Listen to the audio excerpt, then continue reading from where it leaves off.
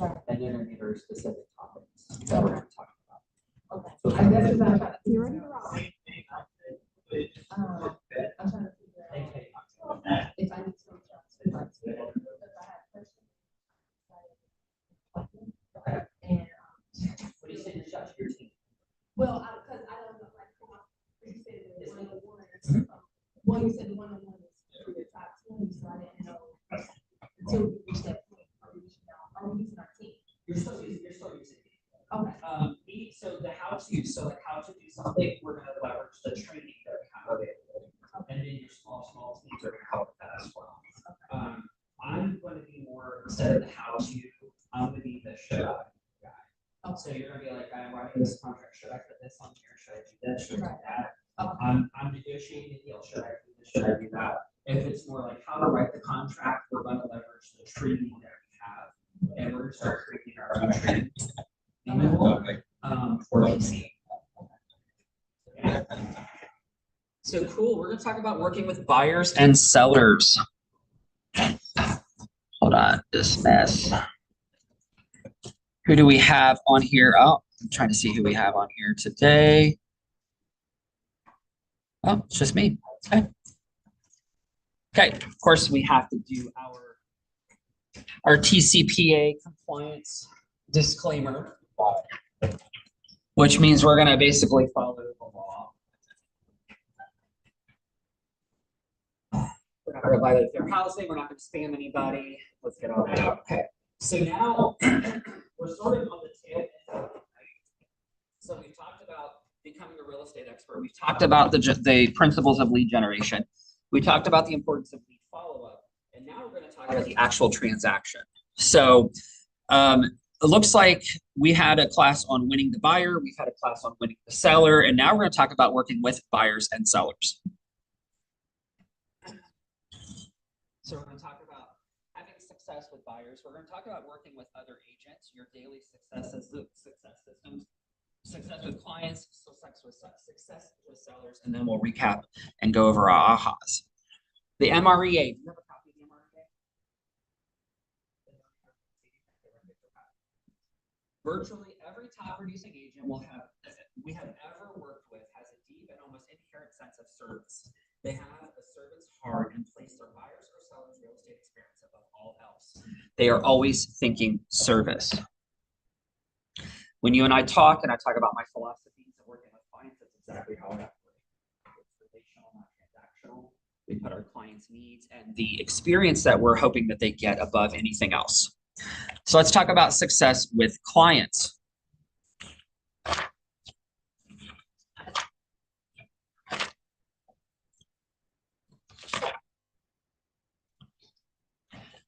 Okay, if you were to go through and ask a lot of people that are agents or becoming agents why they became an agent, you're going to get quite a few people that say it's because I either had a really good experience with an agent or I had a really bad experience with an agent.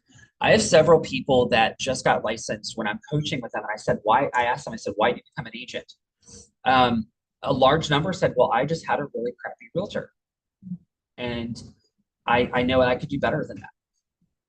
I deserve better than that, and I want my clients to get better than what I got. That usually tends to be a better answer or bigger answer than the people that said, oh, I had a great experience. You know, they did a really good job and I saw how much they enjoyed it. Now, it should be hopefully the other way. It should be the way where if I am working with a client and they see how much I love my job, they see how much I pour into working with them, they see everything that I get out of the job and how much joy it brings me, though, man, I want that. Like, I want that to be infectious. Like, I want them to say, hey, I want to do that. But usually it's the other way around. It's like, you know, hey, I had an agent that didn't call me back. I had an agent that didn't answer my calls. They didn't answer my questions. They deflected. They blew me off. They dismissed my concerns. They did all of this. And the best thing you can do to avoid that is to communicate. You know, it's never a bad thing to say, you know what, I don't know. You know, sometimes people are afraid to look like they don't know an answer to something, and so they'll just avoid the question. If a client calls me and they ask me a question, I'm like, you know what, that's a really good question. Let me find out the answer for you before I speak with any certainty. That's usually the best thing we could say. Don't guess, don't assume, don't just like not respond because you don't know the answer. The client's not going to fault you for not knowing the answer to a question. But usually that breakdown happens when the agent doesn't communicate. So we need to provide a strong foundation of communication. And so having that will provide a strong foundation for a sustaining relationship. And again, we're talking about relationships, not transactions. Set and manage expectations proactively throughout the transaction, creates a peace of mind for your clients, and it enhances your credibility. So the key to success with clients is communication. Great communication is a foundation for our relationships with our clients. Remember, they are trusting you with what is likely their biggest financial decision in their life up to that date. It is important to recognize that you can rarely over-communicate with clients. It is a complicated process that they will navigate a few times in their lives. You will continually set expectations and keep everyone on track with your communication. As we've mentioned, Command and your KW app are here to automate that process. Kind of digging into my philosophy about communication, you're going to find at different stages in the transaction, you're going to have the opportunity where you need to call a client. You need to be like, okay, this is what's happening right now. This is a date that we've set, contract, we need to hold this date, this, and there you go. And then you're going to get a stage in the transaction where you really have it. Okay? You found another house, they're under contract, they've had the inspection, we've already dealt with everything in the inspection, they have the appraisal, we're either waiting for the appraisal to come back, or we got the appraisal back, and then we've got this period of time between that and closing. There's really not a lot happening. And sometimes that can create a period of silence. This is like, okay, in this 10-day period, if you have a really, really good lender, that could be a longer period. It could be like, hey, we got everything done in the first week and a half. Now we got 3 weeks where we're just waiting. And it's okay, how do you fill that time? And people are like, well, I have nothing to report to my clients, so I'm not going to call them. Why would you call them? They're like, hey, I'm so excited for you. Here's what I need to tell you today. Here's what I need to tell you tomorrow. You don't need to call every day, but maybe set up a communication plan where you are touching base with that client every day, every other day, maybe every 3 days. And I firmly believe in giving them something new every time. So when I communicate with a client, I want to give them a piece of information. And so I may even set up a little plan saying, okay, once I get this client under contract, I've got this conversation I'm going to have with them this day. This conversation I'm going to have with them this day. And then all the way until the day of closing, I'm touching base with them.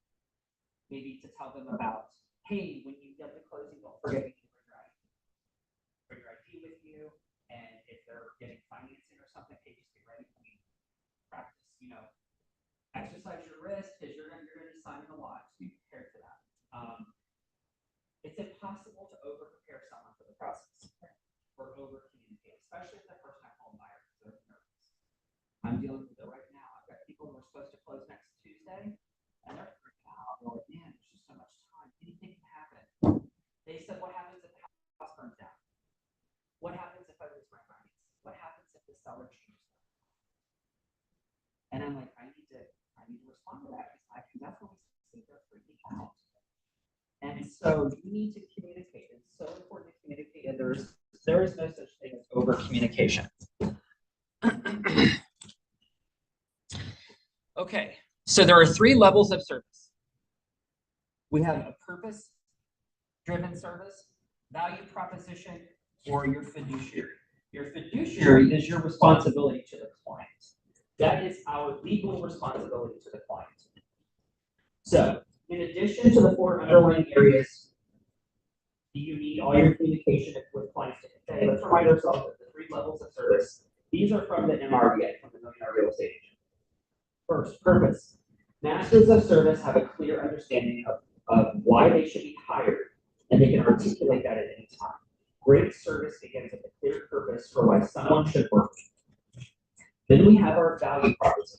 The best agents can translate their purpose and why you should hire them into a specific set of services that they provide. And then number 3, fiduciary. Highly productive agents provide a level of service based on their commitment to act as a fiduciary for their clients. They place their clients' interests above all others, even their own. A fiduciary brings a level of care and trust to the relationship that a functional agent does not. Again, we don't want to be functional agents.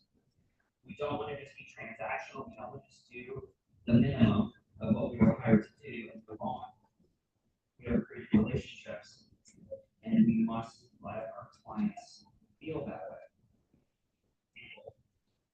I got a review on Friday. Are we talking about Facebook? I'll be there. Okay. So got a review on Friday from a client that I served earlier this year. And if I were to think of how I would want clients to see me, this would be it. I can't recommend Chad any more strongly. He helped us sell our house where we were on the other side of the country. His responses to my calls and texts were almost always instant. He helped us navigate a difficult sale, a sale in which my parents passed away. It was a really nice house on a great plot, but it needed a lot of work to make it beautiful again. He did all of the legwork to ensure an on-time and smooth closing. He was armed with all the recommendations and contact information for trusted contractors and handymen for whatever we needed to do the house to get it ready to sell. He never seemed like he needed our business, but always worked on our behalf and treated us as if he did. You will not be a number as a client of Chad's. He will make you feel like you are his only client and giving your whole soul for purchases is top priority. If we lived in the Cincinnati metro region still, we would recommend it 100% to anything. That is what clients need to do. Yeah. That, hey, That's the review I'm looking for. And I'm like, okay. Yeah. And that's what you want. And see, the thing is, it's kind of difficult for people when they get into this business to want to put things like that out there, because it seems like, hey, they're just being arrogant. Like you're just like you're kind of no, because we're small business owners. So I want to give you this example. This is what I tell all the agents that are coaching. Let's say you worked your butt off and you opened a restaurant, okay? And your goal is to have the best cheeseburger in Cincinnati. That is your goal. And let's say somebody from Cincinnati Magazine walks in and they review your restaurant. And they said, man, Erica's restaurant has the best cheeseburger in Cincinnati. They write a review about that. What are you going to do? You're going to share it, or you're going to keep it to yourself? If you want people to know that you got the best cheeseburger in Cincinnati, when they tell you you got the best cheeseburger in Cincinnati, what are you going to do? You're going to shout it out because you're a small business owner. Right. People don't know what kind of business or what level of business you can provide unless they tell other people about it. Right. The purpose of review is to have other people tell. It's not me saying, hey, I'm the best. Look what my clients are saying. Yeah. What do? If you don't know anything about a movie, usually check the reviews. Hey, what are people saying about it? Before I invest my time and my money into it, I want to know what people are saying about it before I waste my time in theirs. So it's really important. And if you get your clients feeling that way and they say, hey, man, I'm glad you made me feel this way, I want to share it with other people because other people need to know that. So we have our 3 levels of service. We have our purpose-driven service, our value proposition, and then our fiduciary. So let's talk about functionary versus fiduciary. Let's dig a little deeper into this concept. We discussed way back on day 2, what is a real estate expert? When you operate as a fiduciary for your clients, you earn the right to be their expert of choice. So a functionary has a specific task or relationship with the clients. They do the job by dotting the I's and crossing the T's. That's all they do. They focus on nothing else. A fiduciary is a high trust relationship with clients and always puts their best interests at the forefront even before your own.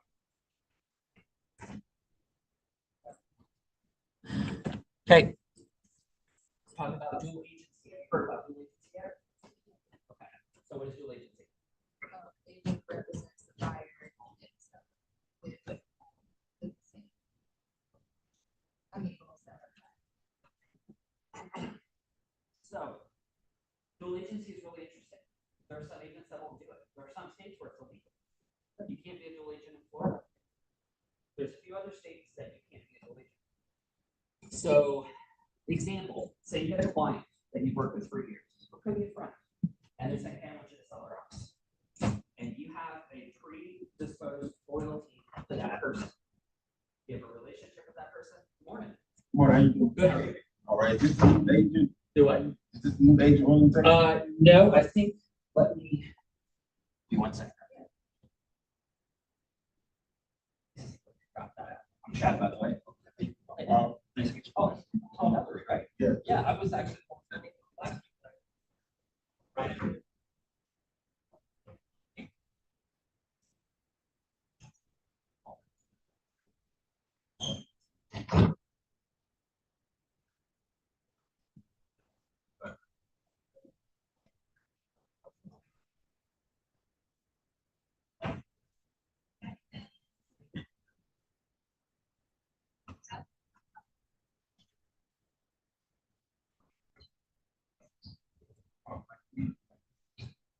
Okay, well, yeah. Okay, dual agency. So for instance, Erica, you've got a good friend. They come to you and they say, hey, Erica, I want you to sell our house. Like, awesome. Okay. Great. If you trust me, do you know me?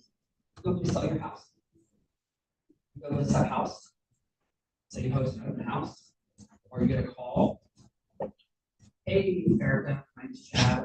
I saw your listing over on Main Street. I'd really like to know a little more about it, maybe get into it to see it. You're gonna say, okay. So what's your first instinct? It's like, well, you don't have to be your agent. So typically, what you're gonna do is you want to try to earn that relationship with them as a buyer, because you may know, hey, they may not buy my listing on Main Street, but if they don't buy my listing on Main Street, they're gonna buy something else. And I would love to think about this buyer. So you work really hard to say, okay, let me talk to you about my representation. Okay, because I have to have that conversation with you first before I can show you this house. So you have that conversation about my representation. Get them in your listing. It could go either way. They're like, oh, I love this house, I want to write an offer on this house. Or, no, this is not for me, let's keep working. If they decide they want to write an offer on your listing, that is establishing dual agency. Then you're going to talk about, hey, guess what? Because I'm the listing agent on this property, I do have a loyalty to the seller. There is an opportunity for me to represent you as a buyer. In that case, I would be what is called a dual agent. And then I always become a neutral party in the transaction. I will represent the seller to the best of my ability. I will represent you as a buyer to the best of my ability. But in this case, I can't use anything that I know about the seller and their motivation, or like, hey, I know it's listed at this amount, but I know the minimum like they'll take this for it. Just like with the buyer. If I know the buyer has got this is his max, but they can go higher, I can't use that to my advantage with the seller, and I can't use my seller's information to get my buyer. So it does put you in a little bit of a precarious situation. It is not, you can navigate the situation very easily, but again, at this point, you need to have a conversation. You will have a conversation with the seller when you're listing the property. Or are you comfortable with an opportunity for dual agency? They may have already said no. In that case, if you're going to this buyer, you're going to say, okay, I'm going to refer you to somebody in my office. Get a referral fee for it. You literally tee up a buyer. You're going to call Maddie, like, you know, Maddie, that's buyer came through. They're interested in my property. If they want to write an offer on my property, here, and you can show it, I'll pay you a 25% referral fee. Or you can pay me a 25% referral fee. When Maddie writes an offer on your listing with that buyer, you get your commission, plus you'll get 25% of hers because you gave her that buyer. If that buyer doesn't write on your property, then you can keep that as a buyer and still work with it. So dual agency is when in one transaction, you are representing the seller as a buyer. Maybe your seller says, yeah, we're okay with dual agency. We just want to get the house sold. And then you'll explain it to them at the front. What does this mean? I've maybe done dual agency 7 times in my career. So yeah. If you're a buyer agent heavy person, chances are you're never going to do it. But if you do a lot of listings and you still work with buyers, there's an opportunity for you to get dual agency. I'm just very advanced. Yeah. So You agent is probably different. yeah, more likely to have it. But also, you want to have a conversation with them, with your sellers at the beginning of what this means. Say, hey, there's a chance that I could find a buyer for you for my client, then I would become a dual agent. Are you comfortable with that? If your client says, I'm not comfortable with that, and you're saying, okay, if I do find a buyer for you, I will make sure somebody in my office gets the referral, so that way they can represent them, and I still represent.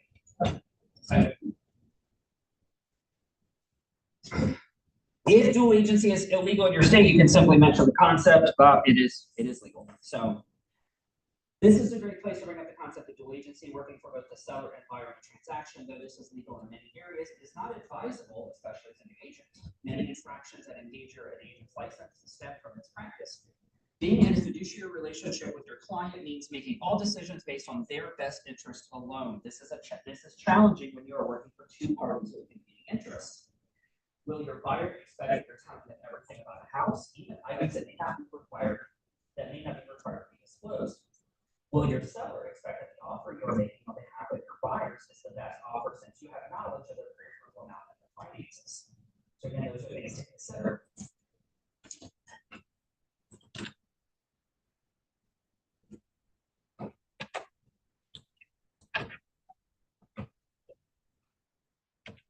Okay.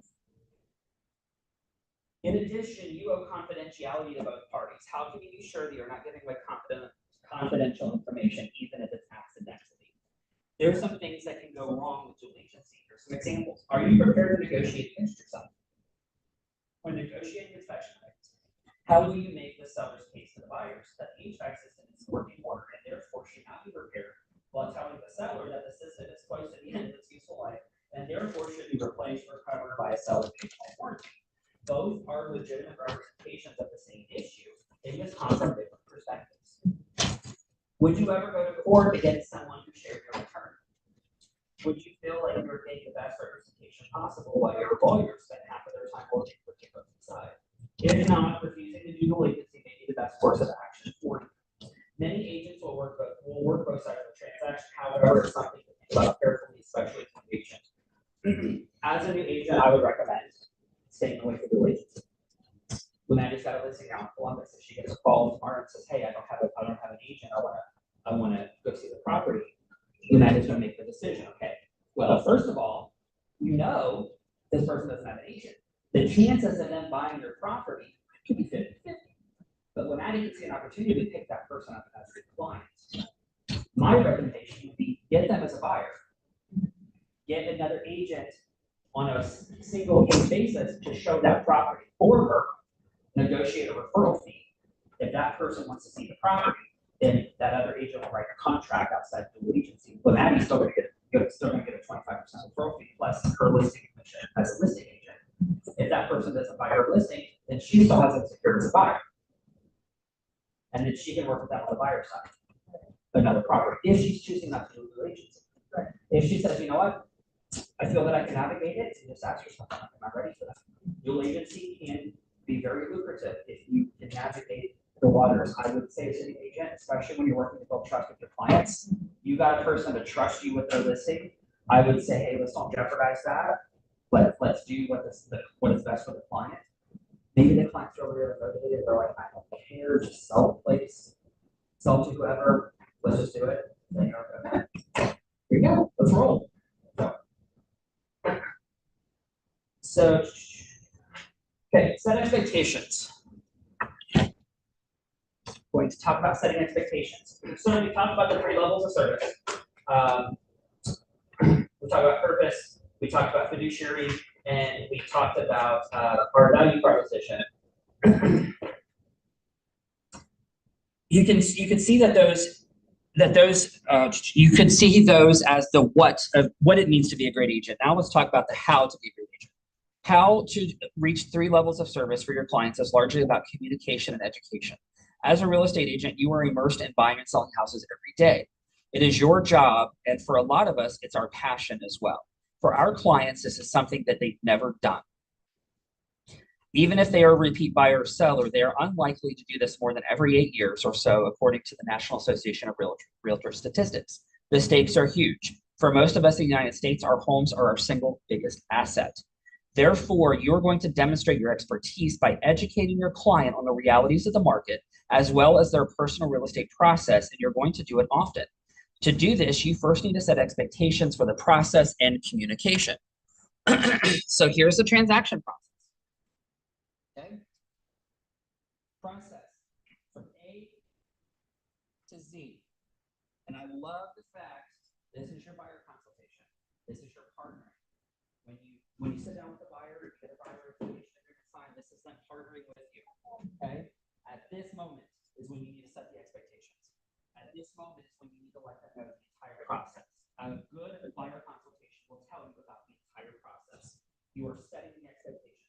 One of the things I do when I'm sitting down and I'm talking to clients is I tell them, morning party. When I'm sitting down, are you coming in? Morning, brother. I love it. When I'm sitting down with a client in a buyer consultation, I'm assessing where is this client familiar process. Have they done it before? Are they a buyer? Are they a first-time buyer? But if they haven't bought it, if they're a second home buyer or a third home buyer, they got it, man, a lot's changed. So I'm going to treat that as a third one. I'm not saying, hey, you may remember the process. If you don't, here it is. This is what you should expect. First thing I do is what should you expect from me? What are my responsibilities? And when you're talking about the buyer representation agreement, what I love about it is that it's still.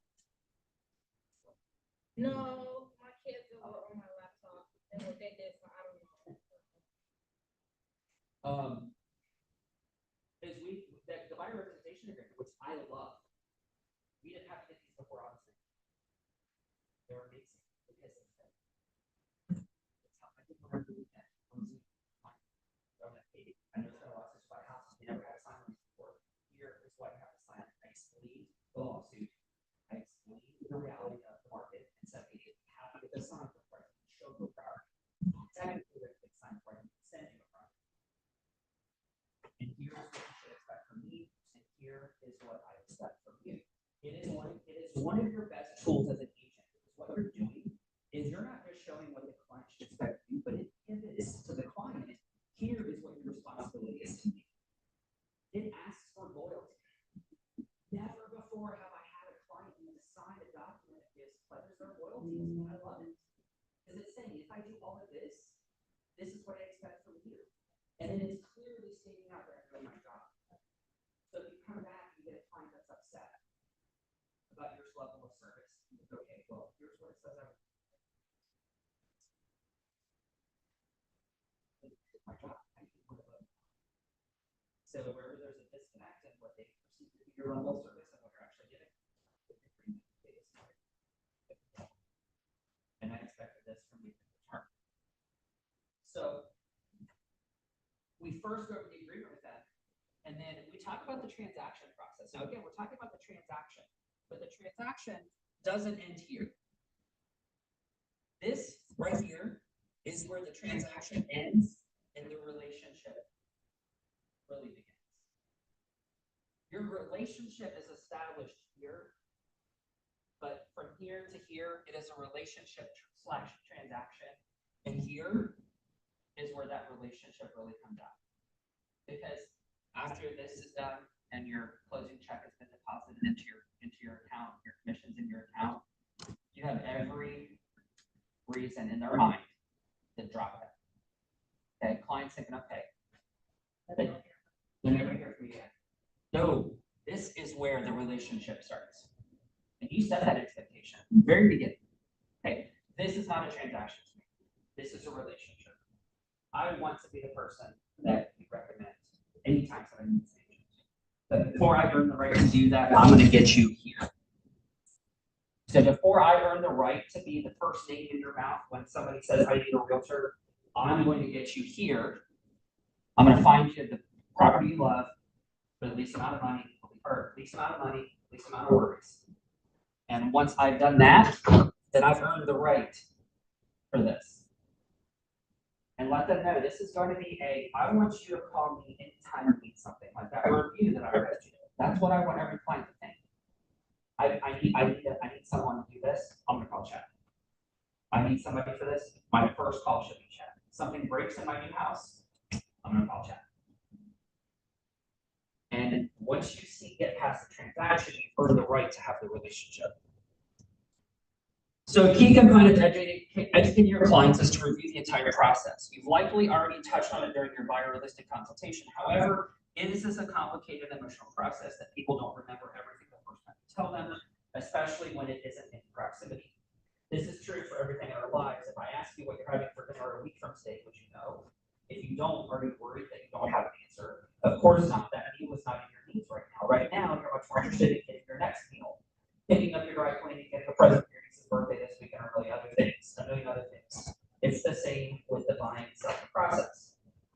So we're going to talk. We're going to partner up with they're going to partner up with an agent. We're going to get them pre-approved.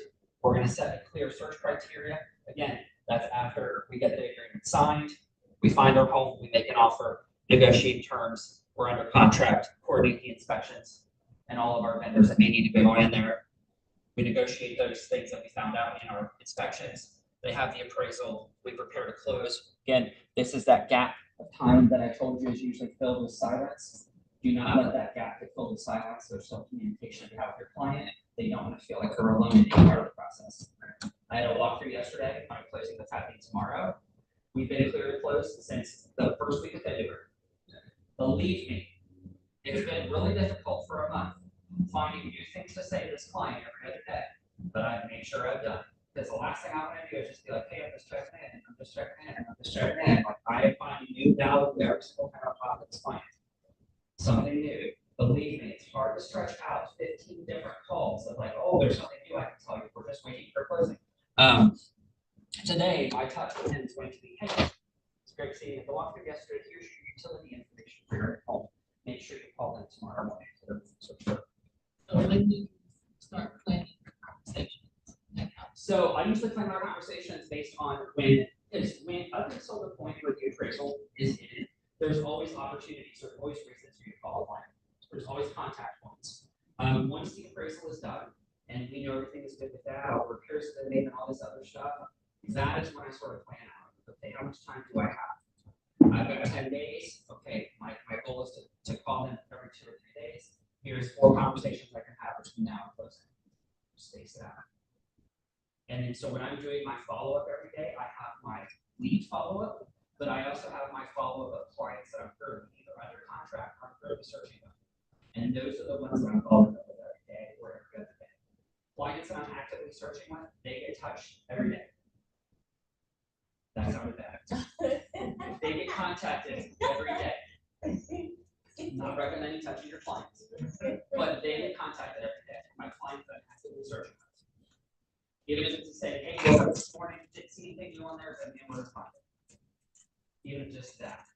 A quick text, there you go. If I find their dream property and it shows up on my house, I can call them and say, hey, Carney, did you see that one that just came through your email this morning? Let's get into it.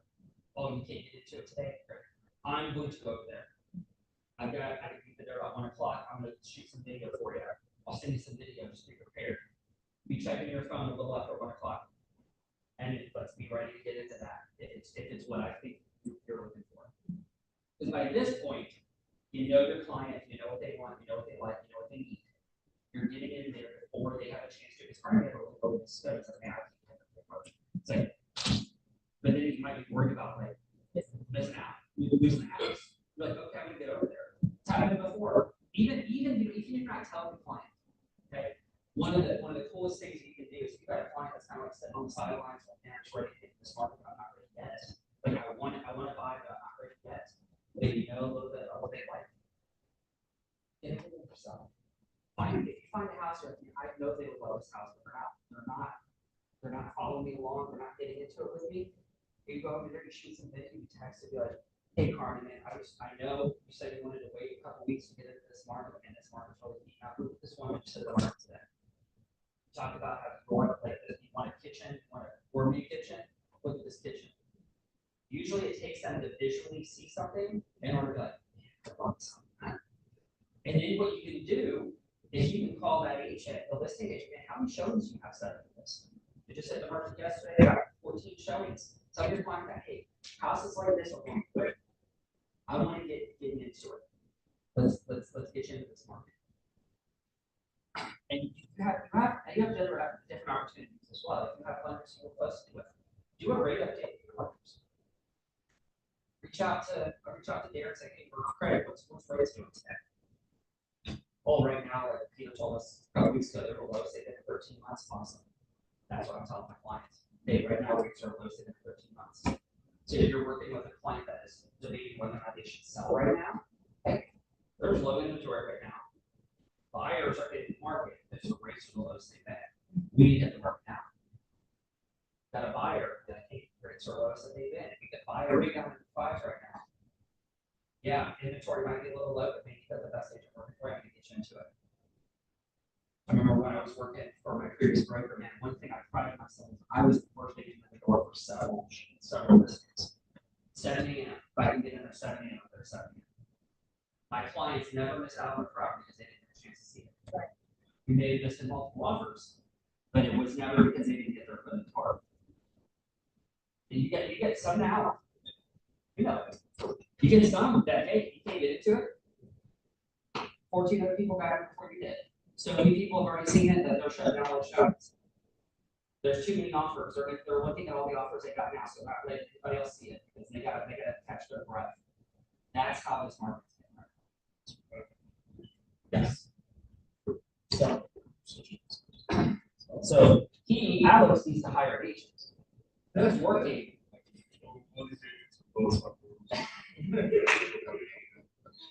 All right, so after we review the transaction process, we need to set time expectations. This is really important. You can really screw up the process and by nature the relationship potentially if you don't set the proper expectations, especially on time. For example, oh my gosh. Hold on, I need more coffee. This is not even critical level yet, so. Oh my gosh. For example, if you told a buyer that they need to get out to see properties the same day they hit the market 2 months ago, when they were focused on getting their down payment together, they likely won't remember the details. If you are now setting up their search, you should update them on how quickly the market is moving in their desired neighborhood and price point. Make it clear why it's important to shift their schedules around to the point of inconvenience to see a house that fits their criteria. At the same time, you'll need to remind them that if they see a house they like, they need to put in an offer right away. There's a fine line to balance with this. We generally don't like to talk commission with our clients, but now that we are getting them signed by our representation agreement, it is a conversation we need to have. But also when I'm talking with my clients, I'm letting them know the nature of the market. Hey, Lamani, this is a really tough market. I need you to trust me. If you show me, if we walk into a house and you say this is the house that I want and I want this house, Chad, do whatever it takes to get this house for me. Whatever I advise you, I promise you, I'm not going to make you pay $1 more than you to get this house. You need to let them know what that means. I usually, and I'll probably, somebody's going to hate me for doing it, I may get in trouble for it. I lay it out. If I tell you $10,000, if I tell you to go $10,000 higher, just to let you know that means about maybe $300 increase in my commission. My conscience is worth a lot of $300. I'm telling you because if you want this house, I'm going to help get this house. I don't ever want them to see me telling them to pay more as a sign of, well, he just wants more commission. Would I jeopardize our relationship for $300? Because at the end of the day, I get paid whenever you find a house is left. Doesn't matter if this one or the next one. But I need you to trust me that if I'm telling you, A, you need to get into this house, and B, if you let this house be right off the right away, it's because that's the reality of the market. And sometimes it will take missing out on some houses for them to find how to click. I have a client. He is now one of my closest friends. I work out with him. Him and his girlfriend are like, I didn't have them over for dinner a lot, or I did and did. I still take them out for dinner. I took them to the precinct a couple weeks ago for her birthday. They are like family now. His dad, when his dad first met me, his dad hated me. Because I kept telling him, you gotta go over, you gotta go over, you gotta go over. They kept losing houses and losing houses and losing houses, even though they were going over. And then finally had to come to Jesus and with dad, you see dad? Chad kept telling us we had to go over, we kept losing our deals. And the dad said, well, we just wanted to get more commission. I'm like, well, if that was the case, we would have bought the deal. But we didn't. We were still going. So finally, I talked to the guy. I said, listen, I'm taking care of your son. He wants to buy a house. You want to buy a house. He hired me to sell him the house. That's what I'm doing. And his dad shut up. Because he knew where my heart was. He knew what I was doing my job. And we have all of our clients now. We're not motivated by money. They think that. That's important. That law is about the same thing. Yep. And, you know, we have, at different points in the process, you're going to get other outside forces involved. You're going to get dads, you're going to get moms, you're going to get brothers, you're going to get friends who think they're experts in the market, or you're going to get people on the outside who are not experts, but are playing a little, you know, they're sitting on each shoulder. You know, you got the one side of your telling one thing, got one side of your telling the other thing. And of course, if I was a 19-year-old first-time home buyer, I'm listening to my dad. I trust my dad. You're bringing your dad home showings. You trust your dad's opinion. Our parents, I mean, they have experience. We trust them. I know you as an agent, that relationship could also destroy any opportunity you have for a real bond with that client. Set of progress. And I do that at the buyer consultation. Say, hey, who else is involved in this process? When we go to inspections, are you going to be bringing dad? Are you going to bring Joe? Are you going to be bringing, you know, your boyfriend, whoever? Who's coming to that? Because I want to know what I'm up against. Because I want to make sure that myself and that person are both working on that in the best interest of our clients. Because my job is contractually, I'm contractually obligated to do that. They have no contractual obligation to that person. They're just going to say whatever they think, whether their opinion is qualified or not. And so I want to know what I'm up against. You know, and then sometimes I have to do more working on that person than I do my client. So it does happen a lot. And so it is nice to have that conversation like, hey, who was involved in this decision-making process? You know, and they need to really evaluate that from the very beginning. And I'm not going to say, hey, don't bring your dad. I'm not saying your dad is no fun about it.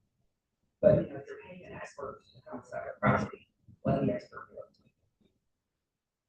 Let the expert be the one that says, okay, there's something wrong here, there's not something wrong here. And then if you're talking about price, let the expert do it. I'm the one you hired to do it. If your dad needs to negotiate a better deal than you, your dad should become an agent. I try to be kind of like that. Somebody who's rude about it, but it's true. So document expectations. This is so.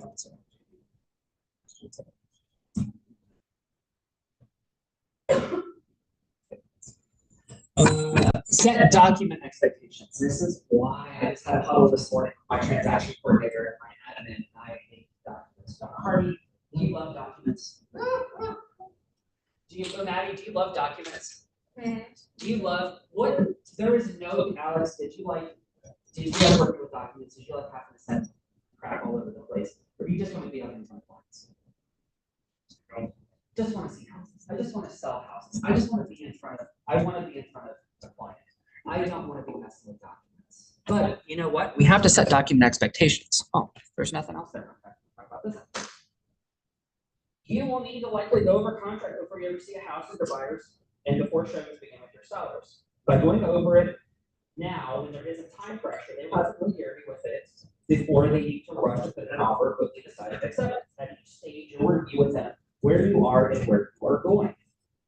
In addition to the contract, what other documents do you think you'll need to go over with your clients? Contract. What else is going to go? Do what? Agency disclosure. We talk about agency disclosure. So every time we write an offer on a particular property, we have what's called an agency disclosure. That clearly defines who is representing whom in the transaction.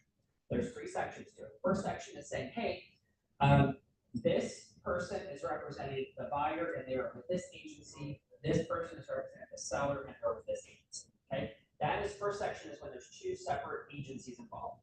So it could be Keller Williams Seven Hills, it could be Remax. The second part is when there's 2 agents in the same office.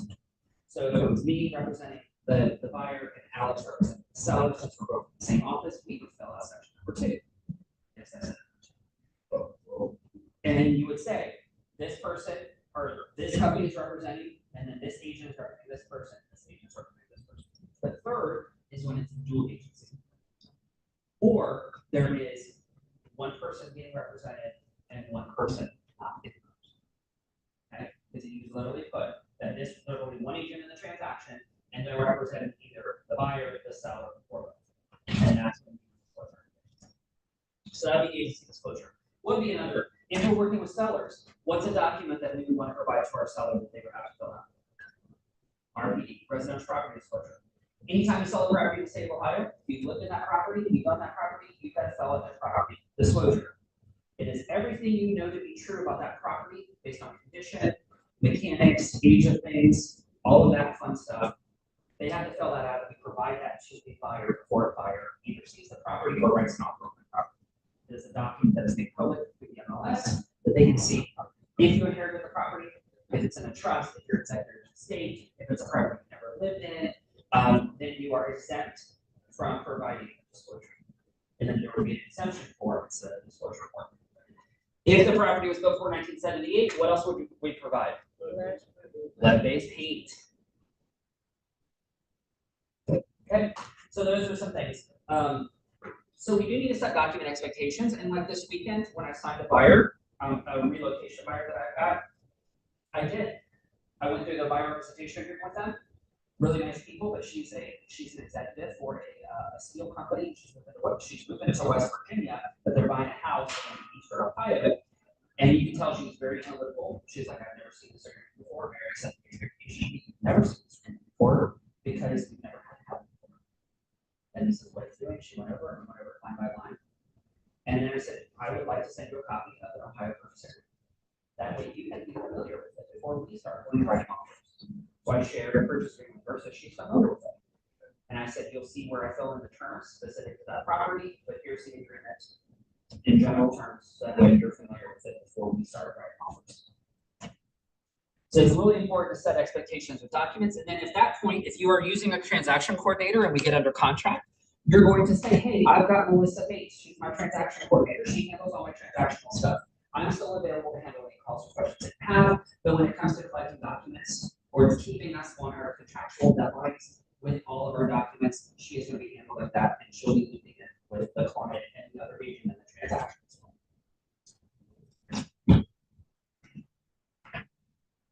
Set expectations for communication. Some agents feel that they can never turn off their phone or take a day off. That is not the way to live your life. So I'm going to switch into coaching mode now. Alex, back there, has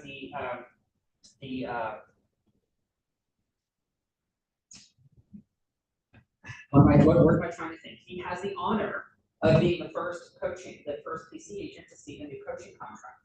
Okay. What am I doing? If you're working with 30, 40 buyers, last year I had 30 buyers. What do you think that that's going to say?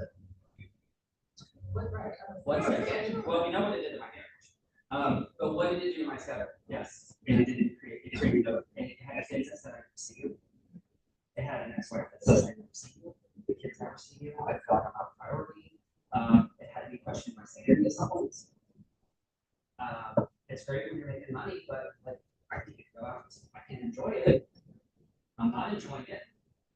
It feels like a weight around my neck sometimes when you're doing that without setting expectations and boundaries. So when you have to look at it from a business perspective. If you were opening up a business, would you be available by appointment or by on call to clients 24 hours a day, 7 days a week? Somebody would come into a boutique that you ran and they said, hey, I want to come shop at 2 o'clock in the morning because now it fits into my schedule. Would you go in and say, okay, I'm going to open up my shop at 2 o'clock in the morning to take care of you? You're not going to do that. So why would it be any different with your clients? So you need to set expectations. You need to say, hey, you should expect extensive communication. You should expect response from me. You should expect all of this, but all of this happens within these boundaries.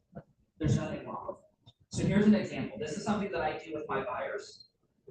And maybe people say it's healthy, maybe they say it's not healthy. But it works for me, and it gives my clients peace of mind. So if I'm working with somebody that I know, hey, not everybody shares the same schedule I have. So if I've got a client that I know works crazy schedule, Or, hey, this client is, you know, I know they're up late because they texted me when I filed it. I set this expectation, like, hey, you know what, my phone goes to sleep at 10 o'clock at night and wakes up at 6 o'clock in the morning. You're not going to wake me up.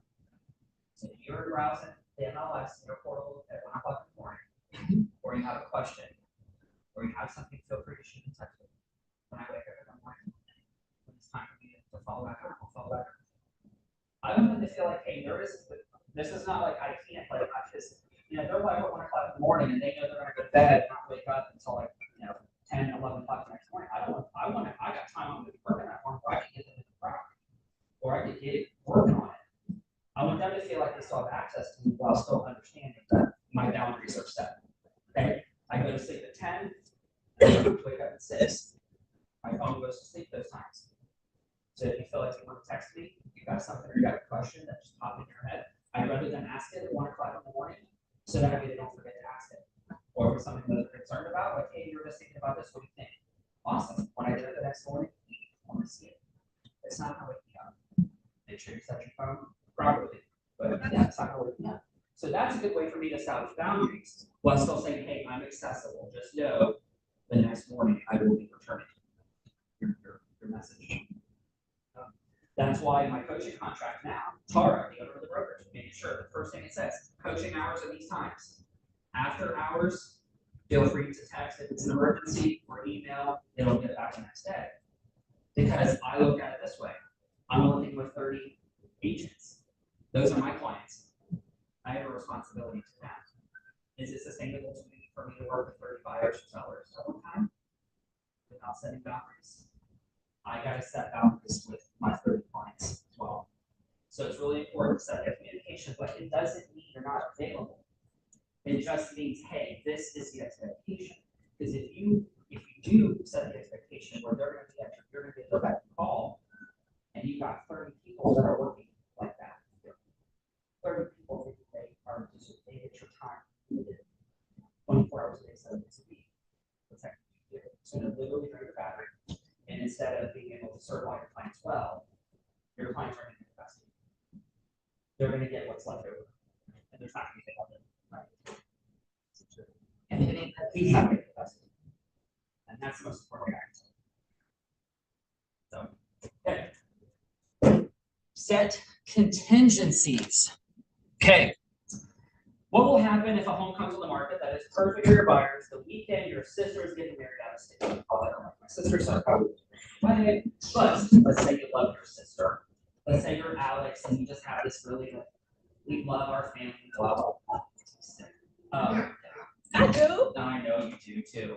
We all do. I'm just kidding. But what happens? So this is, I'm telling you, and I've said it before, and I'll probably cry if I say it again. This is the best place to be in the world if you want to not worry about your business. Because I know if I go on vacation, that guy back there showing houses for me. I know that she's showing houses for me. Yeah. But yeah. So you know, hey, I got set contingencies. I got people. So I let my clients know I'm a human being. Things happen. My kids get sick. I get sick. Something happens. Just to let you know, I have the best team in the world.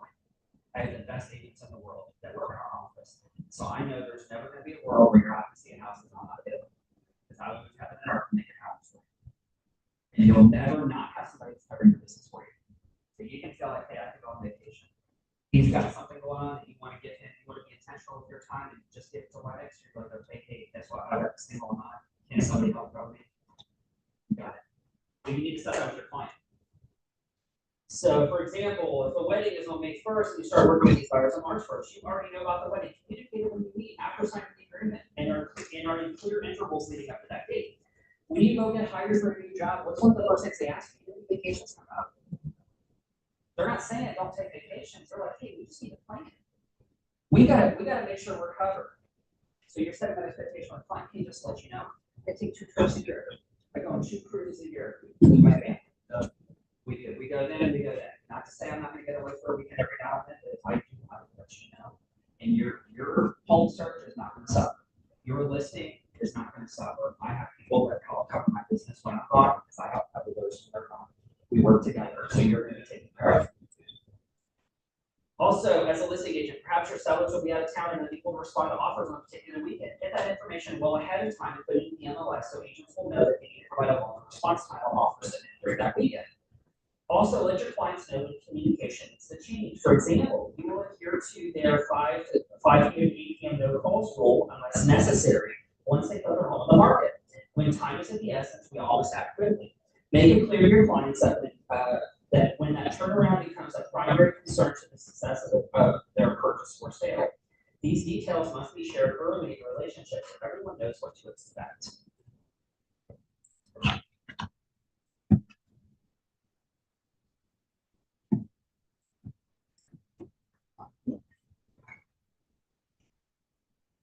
All right, set up-to-date market expectations.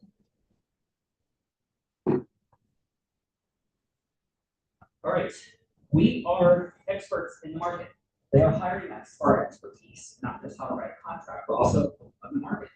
I have gone into listing appointments before where I did not feel equipped to know that market.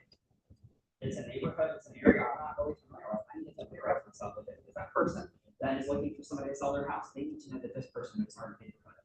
They need to know what's happening in this market, in this zip code, in this specific area. Alex and I are working a deal right now that we're trying to figure out the nuts and bolts with in Amberley Village. It's an Orthodox Jewish community. It's an interesting community that I am just like, man, I am not equipped to know this right now. And so, do I say it? So I'm working to learn it. Cardi and I are working a deal right now. It's a commercial land deal out of Highland County. We're trying to figure this out. I went out this weekend. I was just doing some video and snapping some FaceTime with them. I'm like, man, yeah. So you got to know it.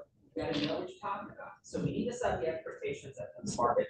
Is this a seller's market or an extreme seller's market? Our house sales slowing down to become more of a buyer's market. Where are we going right now? Cardi, what would you say? Are we a seller's market, a buyer's market, or are we a balanced market?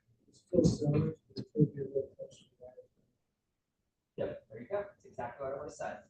We're headed towards some neighborhoods. We're headed towards a more balanced or more buyer-specific market. But right now, overall, we're still in a seller's market. And we know that's to be true because what's happening in Hamilton right now with your price point? Yes. So. Now, why would it be certain depending on the neighborhood? Because of the desirability of the neighborhood.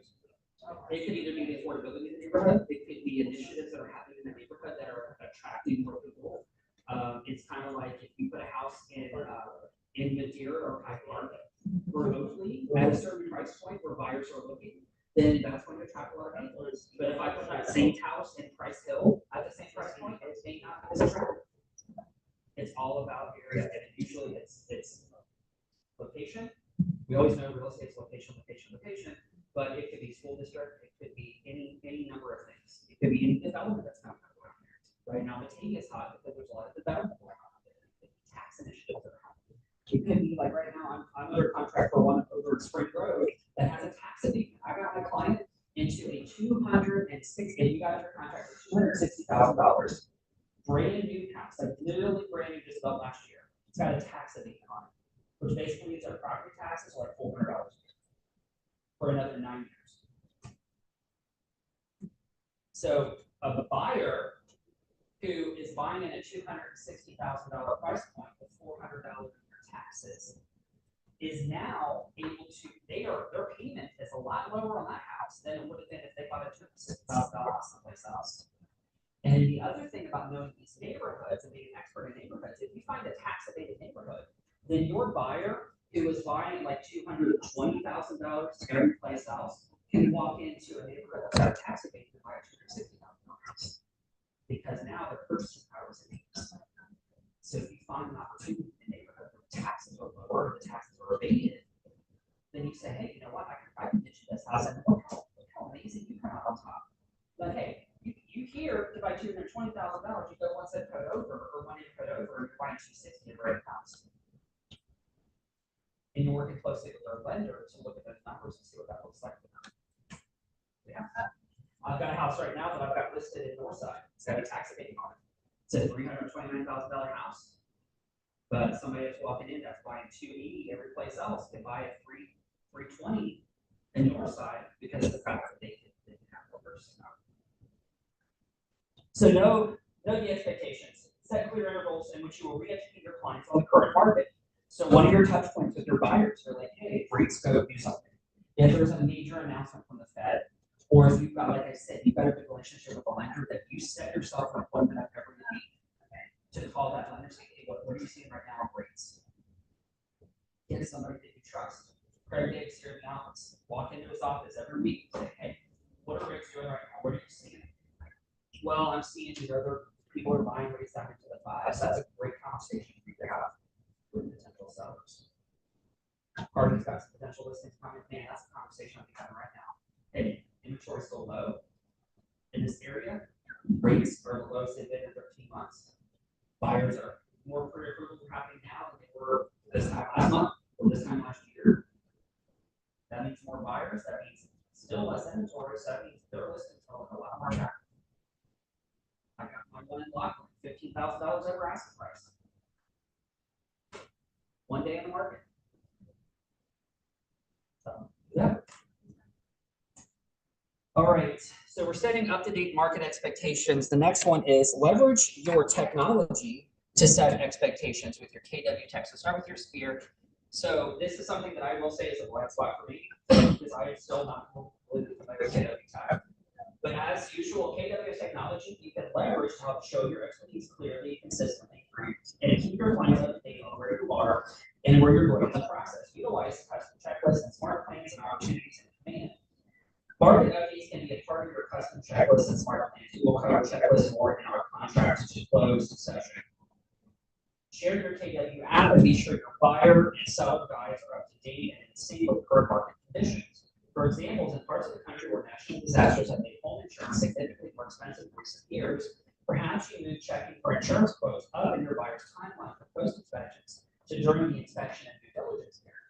Because before there were assumptions with insurance rates. So usually what a lender is going to do is they're going to assume what an estimated rate should be for their homeowner's insurance, and that's based on the pre-approval. But if I'm selling a home right now in Asheville, North Carolina, that just got decimated by hurricane last year, we know that those rates have gone up. Sometimes even double, triple. So that is going to affect my buyer's purchasing power. So instead of, hey, normally that period of time after the inspection, between inspection and appraisal is closed, they're shopping for insurance because it's sort of already guessed what their insurance rate is going to be. No, let's move that to our inspection period. Because if we're shopping for insurance rates and we find out that our insurance rate is going to price us out of our house, then we're going to have to be able to walk away from that. So move that up. No, the reality in the market. Also, what you need to do is you need to know what's important to your client. There are things that are important to your client that you actually can't talk about your client.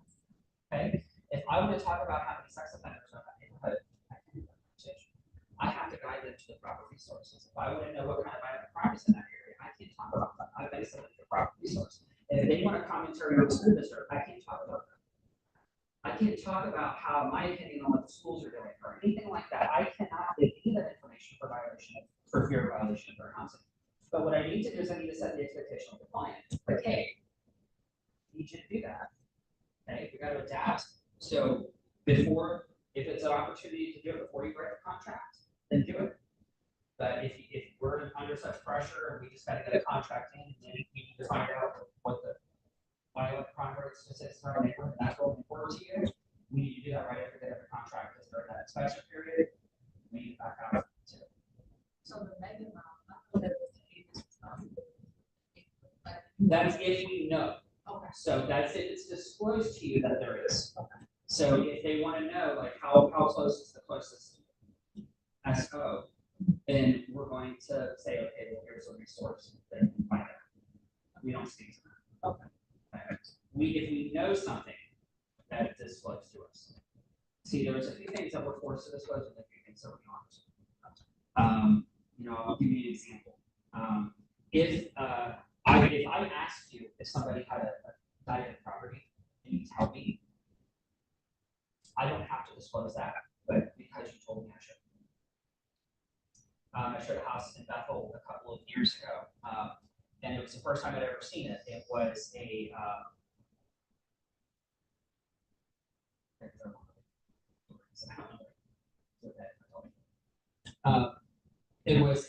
was a foreclosure, and this was right after. So during COVID, there was a moratorium.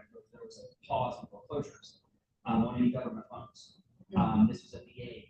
The house that was under VA loan had been vacant for like 3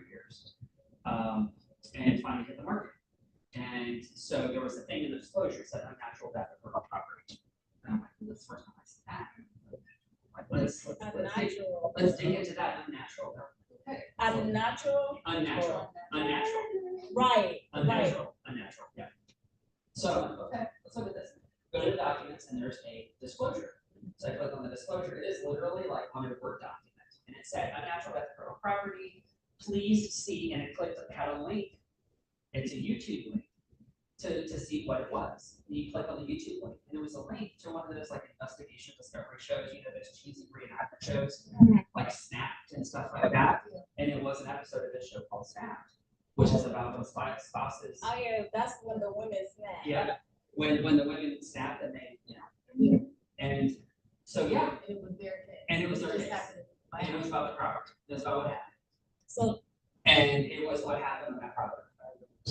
And he was an army recruiter. He had brought his wife, he married his wife in Russia, brought her over here, moved her to Bethel, Ohio, which is nothing wrong with Bethel, but it's just not like a booming metropolis that people Right. really want to migrate to. So I can imagine if you're used to living in a big city or you're used to living over the next place and your husband moves to Bethel, Ohio, you probably have a little resentment. I understand that. She started having an affair with his best friend, who was also a recruiter, and decided that she just didn't want her husband anymore. not So the best friend. yeah. So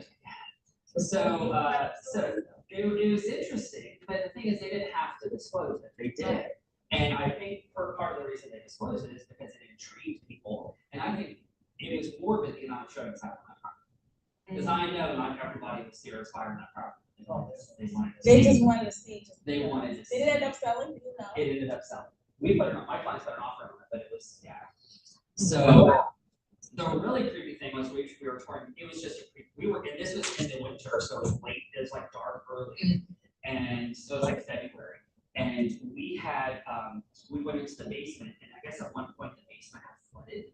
Because I think she had flooded the basement after she left the house, like on purpose. And you can see, because it went above the washer and dryer, like you can see the rust lines on the washer and dryer. And then they had, of course, just taken all the water out of the basement, and we found in the corner there was an indebted car. It was weird. It was really and then I remember my clients, like, I guess somebody had, those pretzel chips, like this pretzel. There was one of those somebody had on the floor, like it was on the ground, and it was in the basement, and we didn't know what it was. I walked over, I'm like, is that a deer? Because it looks like a But yeah, so that was, do it. Yeah. Right. So, but that just kind of goes back to when we're talking about disclosure, so it's a little hard thing. But be sure to translate what the market means to them. In an extreme seller's market where houses are going for an average 10% over asking, should you be looking at the top of their price point? No. You've got to understand where the market is and how you gauge your search, because the thing is, you're not doing your client a service to show them the house they can afford. So if we're going into let's say it's Loveland or Milford in a hot market, and the house just hit the market and it's the top of your client's price point, and we know that their FHA, they need closing costs, and they need concessions from the seller in order to make their loan happen at the top of their budget. We're not doing them a service by making them think they're going to get the house. We have to set that expectation. At the end of the day, they're our client. We do what they ask us to do. If they're like, yeah, we want to see the house, we have to make sure we did every effort to let them know, hey, just to let you know, we may not be in the strongest negotiating position on this house. Just keep that in the back of your mind. Doesn't mean you can't go with back order, but just want to prepare. Because if you allow yourself to be set up several times for your clients that have their expectations dashed, it is going to reflect. Okay. 3 steps to gaining referrals. Love this. Provide value, plus ask for help, and then reward. Okay.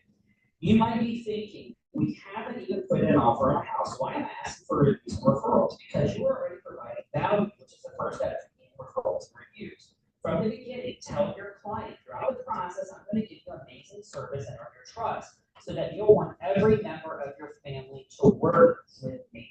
68% of sellers use an agent founder agent for a referral by a friend or family member.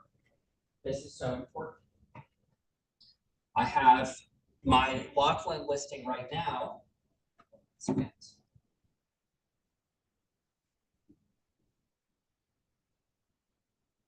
Awesome exclamation mark. I will take a look at it, period. Josh love to set you all over the world as soon as possible.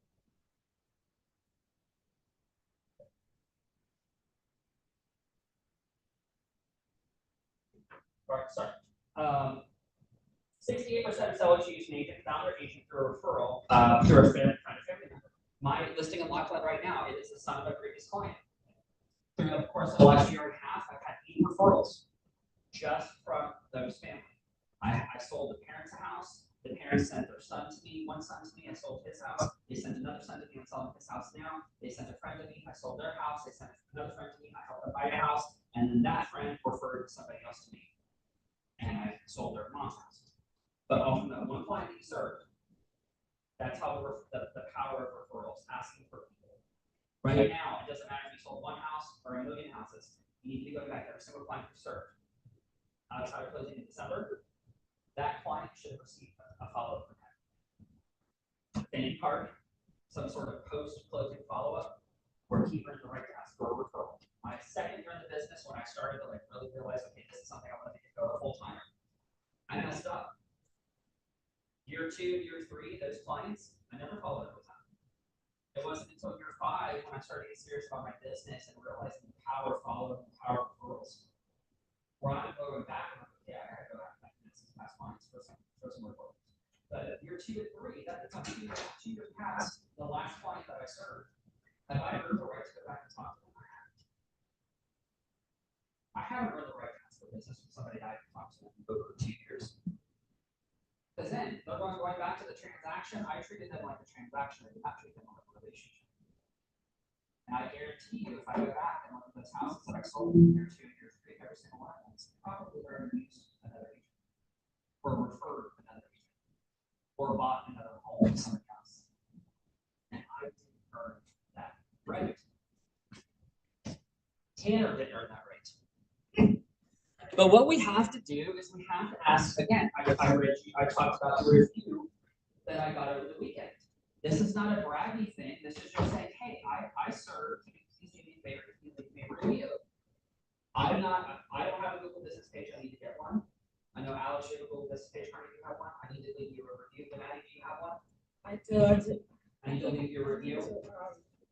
So okay, I gotta leave them reviews. I think I left you one. But I gotta leave them We did reviews. that during bold, I think. Yeah. And we've got to ask. We ask for reviews. Get reviews from your coworkers too, because that'll help build up. I'm a big fan of Zillow reviews. The reason I like Zillow reviews is it breaks down your skill sets, and it is something that I'm asking for. It's not like some random person can go on there and review you. That's okay. But man, if I'm out and I cut somebody off, and I'm like Army, and I got my pretty face on my car, man, Army blood. Not going on Google, I'm leaving a bad review. So Zillow, you get client reviews. So Zillow, I would do you can get your fellow agents to review your Google business, and also you can get your clients to do it as well. I would love to ask for 2 reviews. I'm asking for Zillow, and if I had a Google business page, I'd ask them for Google as well. But I have not done my Google business page yet, but I'm working on that. But my Zillow reviews, and the thing is, they have to prove that they were a client, and I'm controlling that. So they're putting it in for Zillow. They're putting it, so put it on your career agent page. And so right then and there, they're getting a review. They're putting in what house you sold for them or what house you helped them buy, and then that gets verified. Okay. So ask reviews. Has anyone ever had work on your house done and need a plumber or contractor, or maybe you moved and need to find a daycare for your children, daycare staff? How about dining in a restaurant? Where did you search? Yes, reviews. We all use the internet daily to read reviews on businesses and make our decision. Like I said, I don't go spend my money in any restaurant if I don't know what people are saying about it. I'm going to look at reviews, talk about movies. I don't go see a movie without knowing. Again, I know what the context is. There are people that I trust to give me an honest review of something, and so I want to see what these people have to say before I invest my time, my hard money in something. Same thing with investing in an agent. So if you want to have reviews out there, don't be afraid to share them. Going back to our conversation before, Erica, we are not being braggy, or we're not being arrogant, we're not being, all patched stuff in the back. No, we are advertising our small business. If somebody walks in and tells you you have the best small business in the world, I'm going to share that. And that's the best place to get that credibility is from a past client. most important thing that you can do to get reviews is familiar, give value and ask. You should start the relationship by letting the client know that you're going to ask for their 5-star review, just like we did with referrals. We're reminding them throughout this process. I'm going to ask for 5 stars. If I gave you anything, I have an inspector that I work with, his name's Shiloh. Amazing. And he says, if I gave you 5-star service, I'd love you to review. If I gave you anything less than 5-star service, I'd love you to tell me. Give me the review if it's 5 stars. Tell me if it's less than 5 stars. You're already sort of saying, hey, it's 5 stars. Yep. I got 5 stars. Set an expectation. And then that way throughout the whole process, if you're not giving anything other than 5 stars, they're going to feel like they can tell you. That way, by the end of the transaction, you've already corrected any issues that they're made in. And I will tell you this, client is going to respect you a lot more by owning a mistake than not making a mistake. Don't be afraid to make a mistake, but if you do, you own it. You take responsibility for it. You correct it. I've had a couple of transactions that ended up being 5-star reviews that a mistake was made. Whether it be me, or somebody that I referred to them, or something that's outside of my control, take accountability for it. Say, you know what, we're going to fix it. We're going to make it right. And then by the end of that transaction, you've turned that what could have been a 3-star review into a 5-star by how you handle it. Check out this request for a review. If you're purchasing, if your purchasing or selling experience exceeded your expectations, would you be so kind to give me a brief review? I'd also like your permission to use this in my advertising and marketing. So we're saying, if it's exceeded your expectations, would you be so kind to give me a brief review? It didn't. Kind of a black hole, but it's true. Be honest. Seller-oriented reviews gain attention when they address things like getting the home so quickly, they got their asking price or above, and they were impressed by your service. What are some other seller-oriented statements that would be persuasive in a client testimonial? What can a seller say in a testimonial that would indicate that you are the agent for the job? Communication skills. Communication skills? What they can say. What they can say. Yep. Yeah. Communication skills? Yeah, I have. Possibly your marketing, if it's, it goes over past the price. Okay. The way that you, what particular things that you did to get, a lot of buyers in. To really Okay. drop the price, actually see what they wanted to say. Okay. Hey, Tanner. Come here, please. Sit down for a second. I want to talk about something for a second. I want to use this as an example. Do you still have that video you made for me? I have it on Facebook somewhere, I'm sure. Can you find it? Send it to me. Yeah. I need to find it. Okay. So yes. What marketing? What did you do? Like, what was your secret sauce to getting that home sold quicker and for more money than anybody else did or could have? What efforts did you make? How did you go above and beyond? And here's the thing: to other people, you may have gone above and beyond. It may be part of your marketing strategy anyway. You know, what you do is just part of your service. But to them, it's like, man, they really hit it out of the park. They don't have to know that it was part of your plan anyway. But if you come in and you do something nobody else could have done, or nobody else did do, or you are up against other agents that did get the job, to them, you're coming in as a hero. And that is something that they could say to help other people, want to work with you. I'm going to call some attention to Tanner right now. And again, we talk about the power of referral network. So every agent that's in PC that's doing that's sticking to the metrics, they get the opportunity to get a lead when a lead comes, and they will work a deal together. So and it's literally on a rotational basis based on when they enter PC. So there's a spreadsheet that is shared with myself and Kristen. And so literally if a lead comes into PC, it's like, okay, this person is next to the rotation. And it could be a $1 million land deal, or it could be a $10,000 sale. It's just literally like, where are you at in the process? So it's all based on when you enter PC. Tanner was the first person to sign up in PC. And it just so happened, huh? Okay. Just so happened is on YouTube. Yeah. Okay. Send it to you. Okay, awesome. So just so happened, the first deal that came in after I joined was a deal that I was able to work with Tanner on. So we had this referral that came in from a team leader in Washington, D.C. And it came into Tara, the owner of our brokerage. And Tara sent it over to me, said, Chad, here you go, here's a lead for you. And when that lead comes through, anytime a lead like that comes through, I give a person in productivity coach an opportunity to run that lead. And so Tanner got the opportunity to co-list the house. It was his first listing. Wasn't his first transaction, but it was his first listing. The email that came through with this referral said, hey, I'm a team leader in Washington, D.C. I have a client who's buying a house here. They have had their house on the market in Northside of Cincinnati for a month, and they fired their previous agent. I need an agent who is a top producer, but also knows social media. I don't have social media crap, but I'm a top producer. So I'm like, okay, between me and the agent that I'm choosing at this time to bring on, we fill that. He knows social media, I know how to produce. So we got the listing appointment. I called the client, said, hey, my name's Chad. I said, your agent in Washington, D.C. referred you over to me. I myself and I have an agent in my coaching program that I would love the opportunity to come over and get your house listed.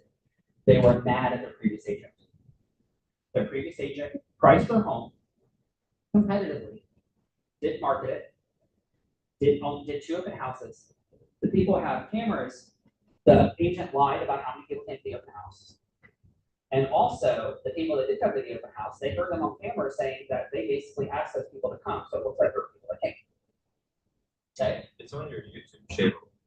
I don't even have access to my YouTube channel. I'll just share me the link. I'm going to airplay it. I sent it to you. So I appreciate that. Yeah. So this guy right here, hold on, Tanner. Okay. So he and I co-listed this house. Okay. And I got in front of these people and I said, okay, we're gonna do it a little differently. I got a guy who we're gonna have go out and we're gonna film a neighborhood video. He went out to Northside, he went into a couple of businesses, had a videographer go with him, went out and highlighted a couple of businesses, toured the property, we tied it together, we packaged it, threw it out there. We had sold it for more money than what the previous agent had it listed for. We had 7 showings? Yeah. And 2 offers within the first 4 days.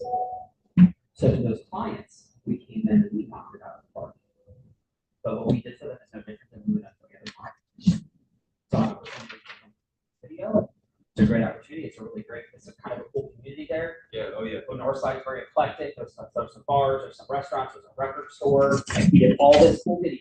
I'll share it at the end. Did this really cool video, and the sellers were so impressed by it. So now we have raving fans as clients that left a really good review. He Got to experience something that I had never done before. stepped out of his comfort zone. 100%. Like He stepped out of his comfort zone. it makes doing other stuff, like making that video, it made doing other stuff way easier too. It's like, bro, if I'm sitting there, me and this guy just walking in the vacant house, or we literally, like he said, we're walking in public in the restaurants and nearby stuff, or whatever it could take to promote it. And I'm like, okay, if I can do all that, then I can do anything. Yeah. So stepped out of his comfort zone, experienced something different, created raving fans, had an opportunity after that home sold to go walk some other houses and knock, say, hey, we sold your neighbor's house. And best review you can get is something from a neighbor. Hey, they saw this house sell this quickly, this many days on market, for this price, this smoothly, we closed in 3 weeks. Come on. It literally got teed up for us. And that's an opportunity to get reviews from sellers. Now we also have buyer-oriented reviews. Okay, what do buyer reviews look like? What's the thing a buyer can say about you? What's the best thing a buyer can say about you? Pardon? Wow, effectiveness? Okay. Addressing their wants and needs. I love that. House. Some cracks.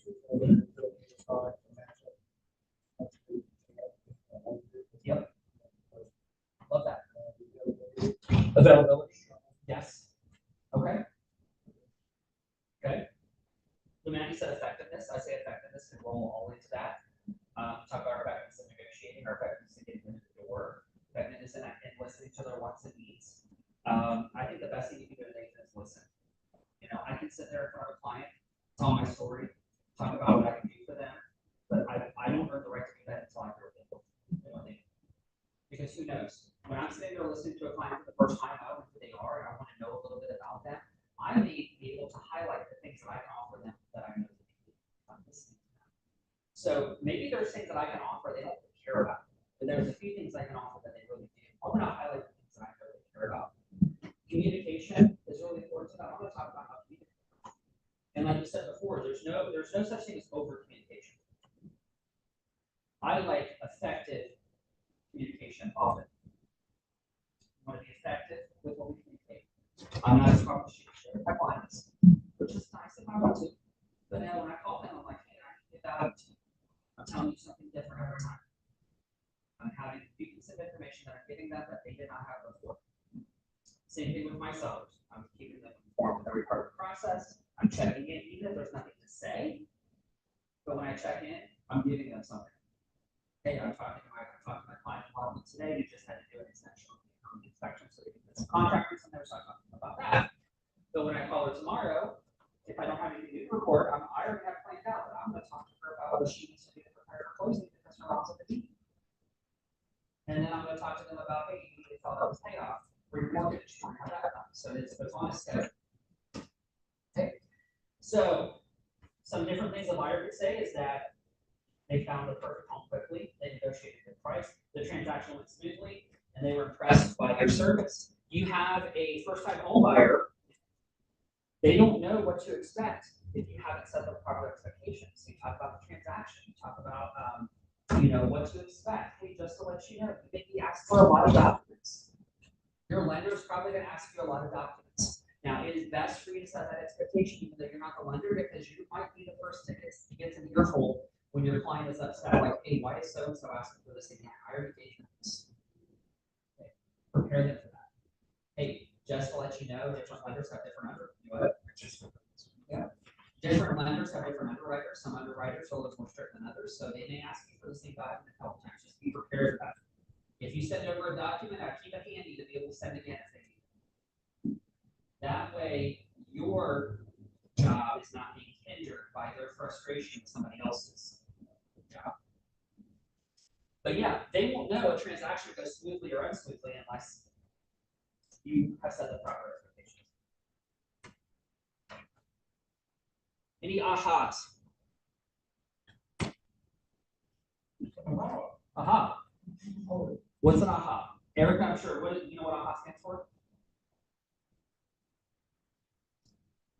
Agents helping agents. Oh, no, I didn't. That's what we say it stands for. Huh?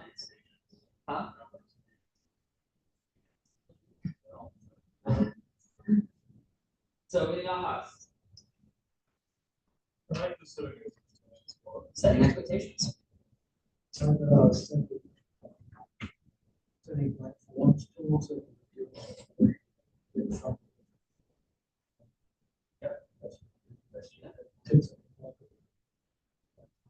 It does.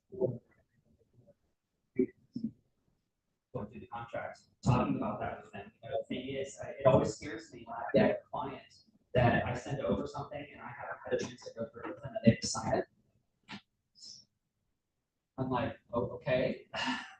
And I've had that happen before we started doing official buyer consults. When I was working for my previous broker, I get a buyer, I didn't have a chance to consult with them. I'm showing them a prep houses, we put in an offer, and I type up the offer, and I said, this offer over to you. And before I even call them to tell them what the offer meant or what everything meant, they signed everything. So part of me wants to step in and be like a parent. Like, did your mom or dad ever tell you don't sign something without reading?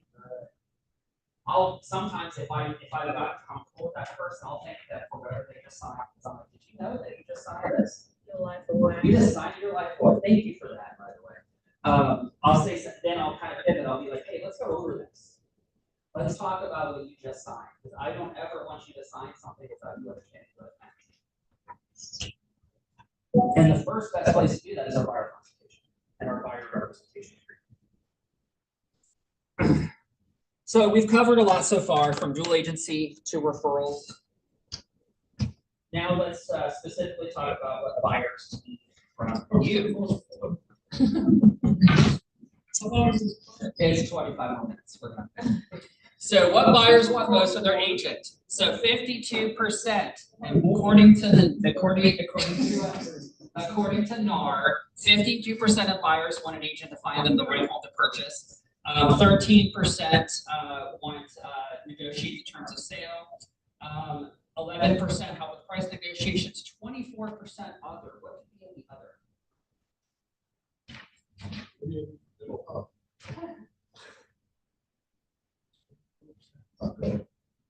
Other. So if you leave, again, this is 2021. So this is before bar consultations became a thing. Before we clearly outlined what our roles and responsibilities are. I don't know.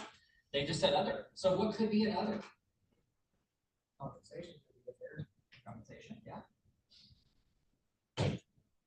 So maybe this is sort of like they want a discount if they were paying the commission, or they want Maybe they want some help with closing calls. to be. Maybe they want maybe what we're talking about. Communication's not in here. Communication skills, not in there. So that's probably in there. Knowledge of the neighborhood, knowledge of the community. There's probably a lot of things in there. Those things that we're not supposed to talk about that on the record. Yeah. We want information on it, didn't find out. Yeah. Statistics. All the things we need to be careful with. Okay, so we're going to do a needs analysis. Just like if somebody was to come into coaching, I really should be doing a needs analysis for them. They come into KW from another brokerage, we're going to do a needs analysis. We're going to find out, hey, where can I fill in the gaps? Where can I find out what you need? Because I want to make sure that I fill all your needs first. When we're talking with a client about their wants and needs, Carney, you brought that up. Wants and needs. What gets filled first? Our needs get filled first. We like to try to get all of our wants. Wants are more of our negotiables. Our needs are not negotiable. You need this. But if it has this, it would be great. But it's not a deal breaker if it doesn't. If it has a fireplace, awesome. But I ain't gonna walk away from it if it doesn't have one. If it has a fenced in backyard, great. But I'm not gonna turn that house down if it doesn't have one. But it must have 3 bedrooms. It must not have any stairs. It must be in this area. Those are your non-negotiables. So identifying what their needs are. How many people will be living in the space? If we're talking about number of adults, number of children, we need to talk about, do you have pets? Do we need a backyard? What are your non-negotiables? If you had to name your top 5 non-negotiables, what would they be? Those are your needs. Beyond your top 5 needs, what is something you really want? Do you have a preference for the year the house was built? This is something great from the start, especially if you got a first-time home buyer. We live in an area that's going to have a lot of houses that were built 50, 60, sometimes 100+ years ago. Set the expectation. Hey, no house is going to be perfect. One of the things I tell all my buyers is that I built a house in 2021. I'll take a house built in 1921 over 2021 any day. Because they were built a lot more solid than houses were in 2021. Not to say they're not going to have their own share of problems. But I mean, I'll take the quality of the 1921 house. Yeah. Exactly. It's not going to be made of particle board. An OSB, it's going to be made from real solid materials that'll last. So set the expectation, with the buyer, say, hey, just to let you know, we're going to be looking at smaller construction houses, just to let you know, those are going to have their own problems. But don't be turned off by it. Don't be turned off by the year a house was built.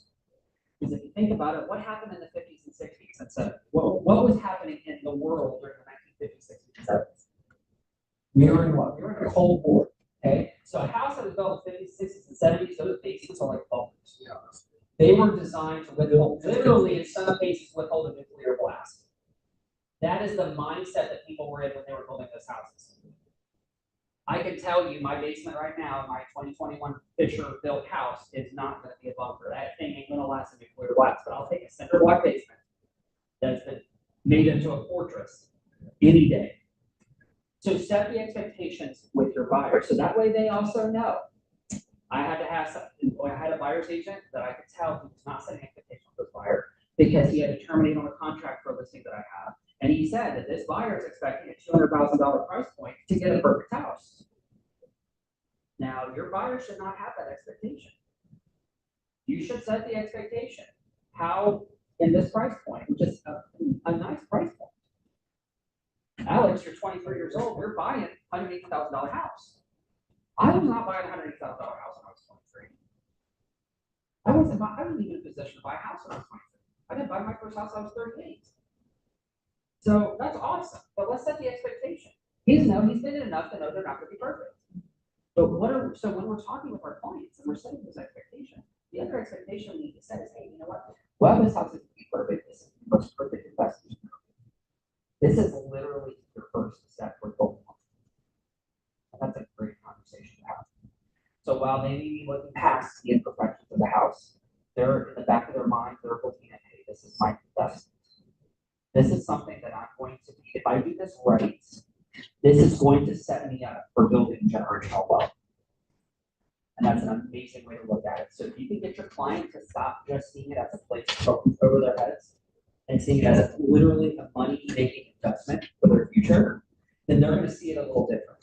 They're going to be looking past some of the imperfections that come with houses in that price point. They're not going to be expecting perfection. And if you frame that conversation in the right way, you are going to set the tone for the entire relationship with that client. And literally building that trust and building that relationship where that person is going to be a raving fan, and that person is going to send you more business than anybody else could. If you help them buy their first home, which is their best investment, in 3 to 5 years when they're ready for the next one, they're going to sell the next one. And what do people do when they sell a house? They give up. So your $1 million buyers in 15 years were your $200,000 buyers now. So it's definitely a way to look at it.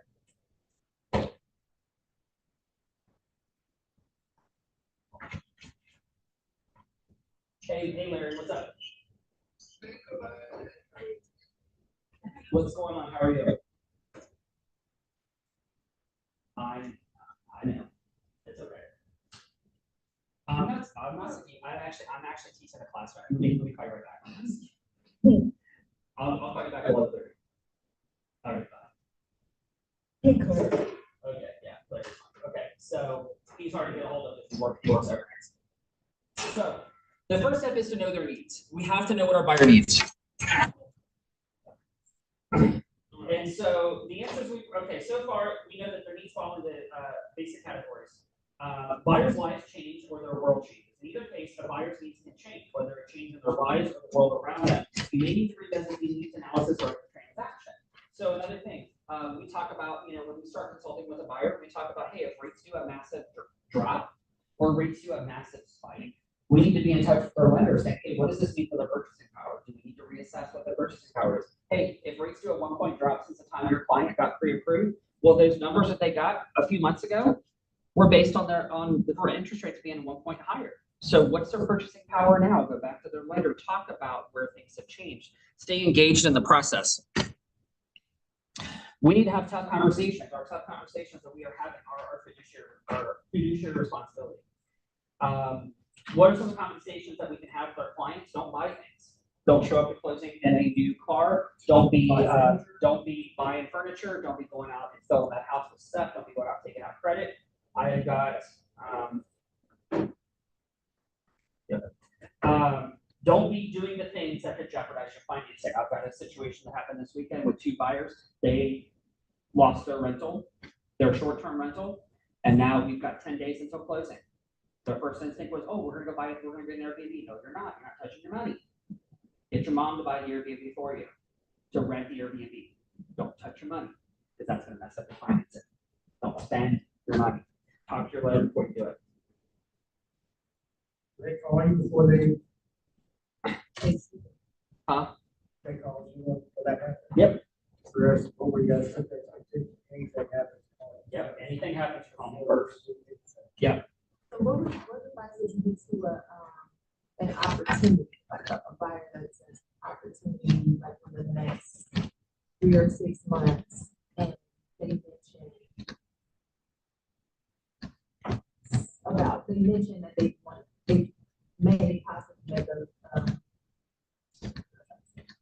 a big purchase. That they may make a big purchase? No big purchases without talking to your lender first? Yeah, no big purchase without talking to your lender first. Yep. Here's the thing, some of the money that they will be spending, you want to, and I got to clean up this, I actually forgot this is about 10 or 11, not 11:30. It was such a content heavy, thing. So this expectation you said is when they're talking about spending money, I actually had a client that was worried about paying for an appraisal because he thought it was going to set the same. Now, we're setting the expectation, you pay for your inspection, you have earnest money, you have your appraisal. Those are the three major things that you're shelling out before you close. You're gonna be putting up earnest money. What does that mean? It means you're putting up a good faith deposit, you're gonna pursue that contract, every contingency that you've got in that contract, and if you don't, then you get it back. If you exit for any reason in a contingency, that money goes back. If you follow through with the contract and you close, it gets credit to you at closing. The only time you lose that money is if you decide to walk away outside of the contingency you have in that contract, set that expectation. This is money that you're spending now that you're gonna get back in the future when you close. Your inspection, your lender would have already planned for you to pay for an inspection. Okay, that's already calculated. Your appraisal fee is calculated in your numbers. So those are things you can spend. Don't be stocking up furniture, don't be buying a new car, don't you want to celebrate a brand new house. Don't do any of that. And if you have any questions about what you can and can't get, speak with me and the lender. Best thing you can do is we should automatically, every transaction you're in, you should have a three-way text with your client and your lender. The question should go in there. That way you clearly see the response, and that will protect you. If the client comes back and says, well, I didn't know that, well, it did. It's because said in our group thread, you know. Yep. So just remember, working with buyers and sellers can have their own set of difficulties or their own set of benefits. I've said it, and I will continue to say it, and I still believe it. If you walked in here right now and you asked me and you said, hey, I have a $500,000 listing, or I have a $500,000 buyer, instinctually, before even thinking about it, I love working with buyers. That's just my thing. That's my jam. From a business perspective, everybody wants to say listings, that brings more leads, and it's also less work up front. But I give you a buyer. I don't care what market, just give me a buyer, because I say buyers become better rated fans. But from a business perspective, listings bring more leads. But whatever you choose to do, however you choose to bring your business, whether you start, most people start buyer heavy. Most people don't have the opportunity to just come with a bunch of listings. But however you start to pick up your business, just know each one is going to have its own set of pluses and minuses. But the biggest thing that we talked about is effectiveness communications. Effectiveness communication and setting proper expectations. There. Any questions? Let's talk for 2 hours. Not about it, night. Uh-huh. About.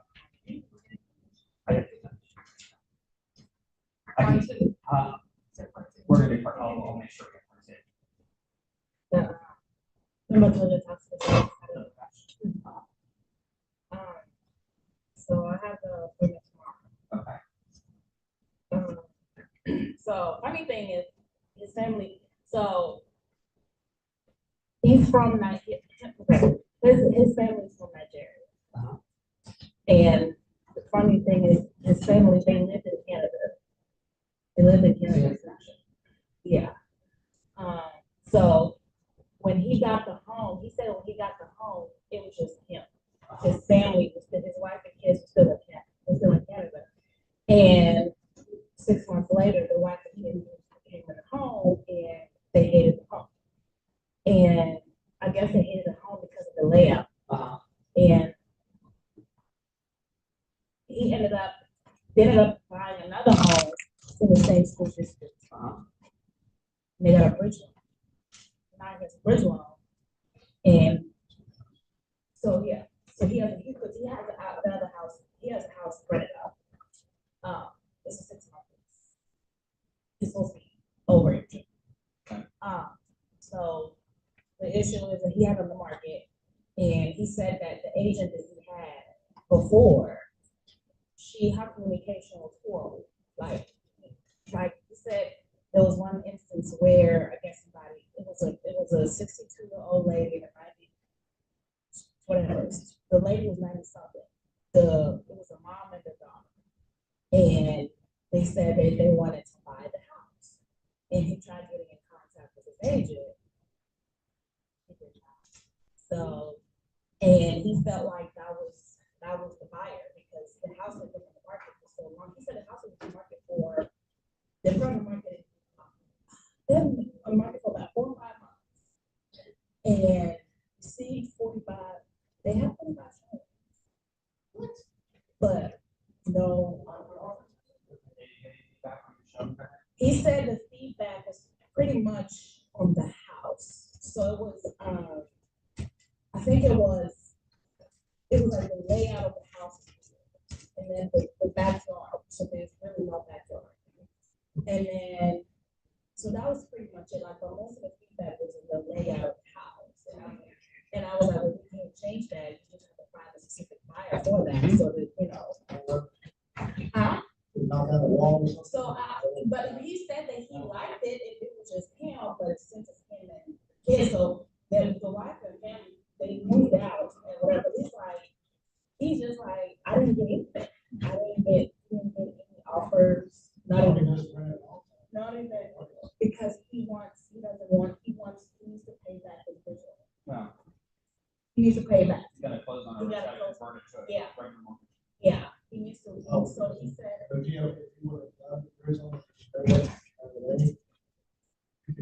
Well, he said he did the bridge one after he bought the other home. Like, he did it simultaneously. Yeah, so now he needs to net a certain amount of money. I think it's he needs to net 450. Because I asked him, because the house was previously listed for 510, and then they brought it down to 489. And I said, why the random number? He said because he needed to net a certain amount, and he was taking in like the commission and stuff like that. What was the upfront commission? Because, So 2.5 now? yeah. That's what you're gonna do it for? So, yeah, but then he had also said that he had been talking to another agent. So you've got the agents in our office, we can float it out there. So that's what I told him. I said, I'm able to get this. No. Also, now the market's hotter, Yeah. so you can use that to your advantage. So, yeah, so it's I'm meeting with him tomorrow. Okay. At 2. Okay. So, Yeah. So hopefully, but then he also said that he's hoping to, because even the lease is up in June, but the tenants want to move a month sooner because they're closing on their house. They're closing on their home on May 10th. So they're moving out before. They're moving out before June. Cool. So he wants to put on the market. Same. before that. Now's the time. So, Because you get on the market by April 1st, you're closing, middle of May. yeah. So, okay, let me know how, it just Okay. sounds like you're prepared for it though. Okay. You know what his objections are. Yeah. You know what his I mean, previous there's concerns certain- are. Just lead into the fact that you already have a connection. Okay. Culturally. Yeah. And also that, you just say, we're the largest, and show them the stats. Go to the kw7h.com, go to market share, show them how agents in our office stack up against other agents. Okay. And just say, hey, we've got 250 agents that as soon as we're ready to lock this down, So- I can float it out to them, possibly get sold for you that's market. I had a question about it because he said that the tenants, cats, he said they lied to him. So they told him they only got 2. So the husband and wife told him they had 2 cats, but it was like 7, but they have 4 cats altogether. Okay. So the husband, he could, yeah. So the house that he's selling is where the tenants are living?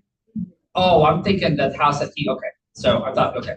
Yeah, the house that he's selling.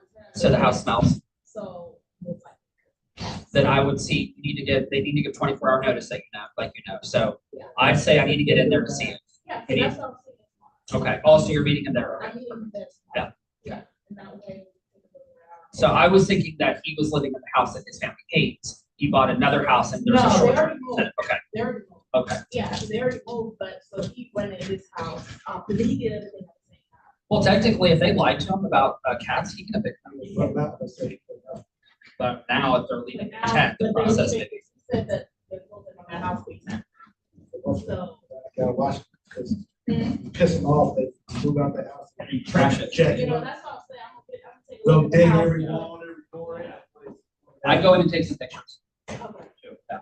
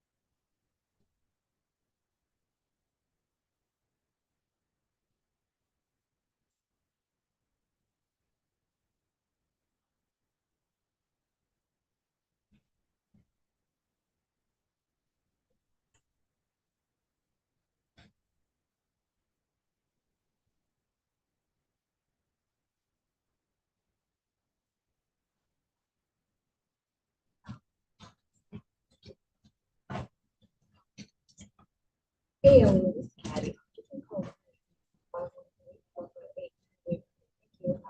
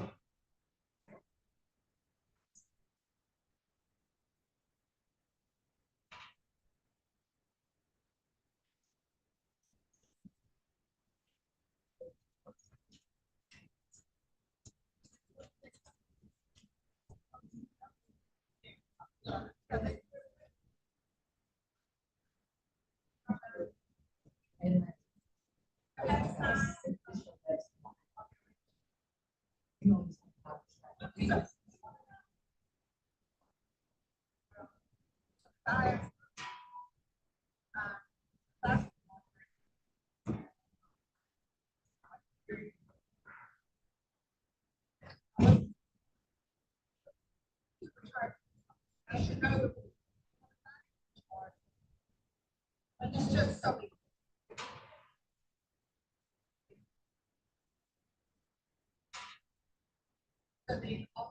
Well, you know, I'm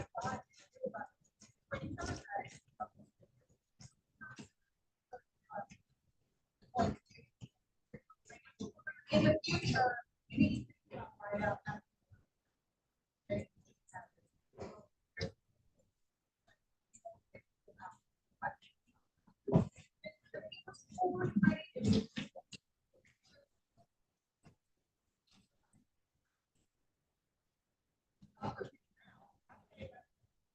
And he's like, oh, well, that's a safe.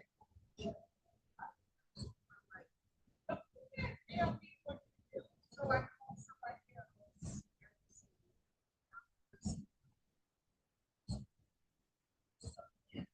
I just.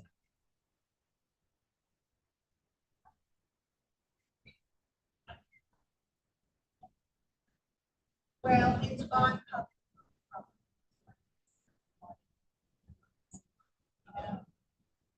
And like, I don't. I mean, I forgot.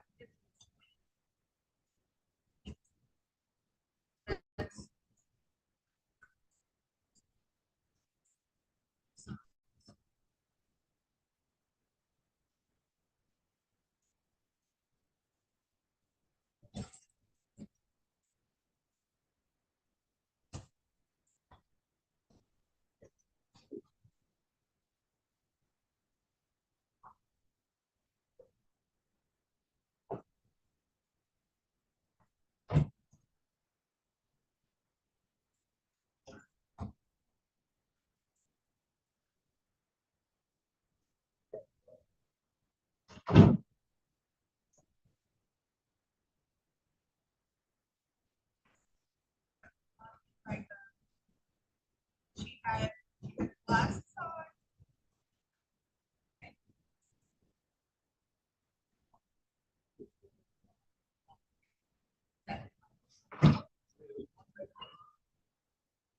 Now, see you.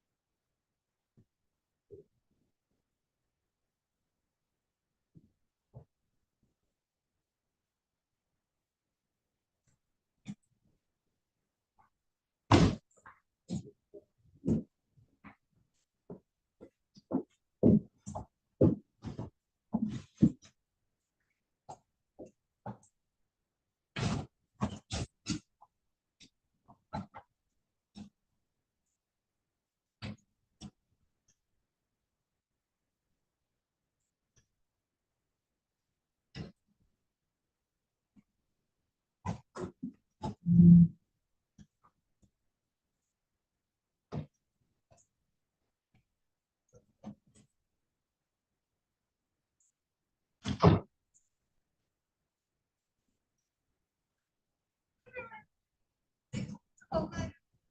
Open outside.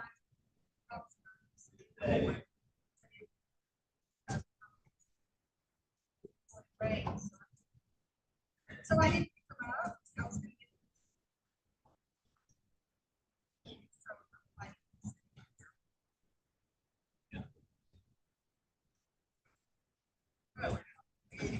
it's called wine.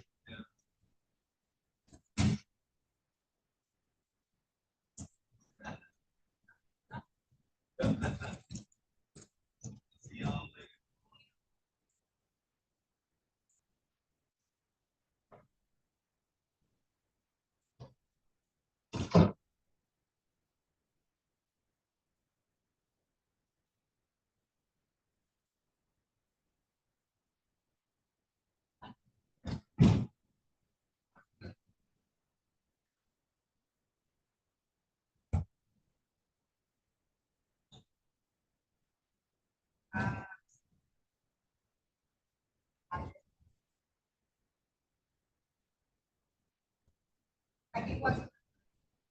He wasn't, so you got. No.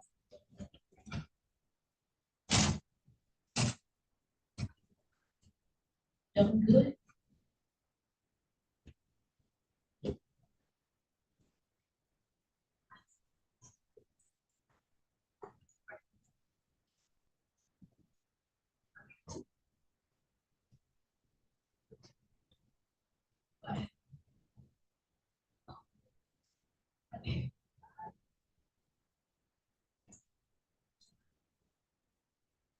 Yes.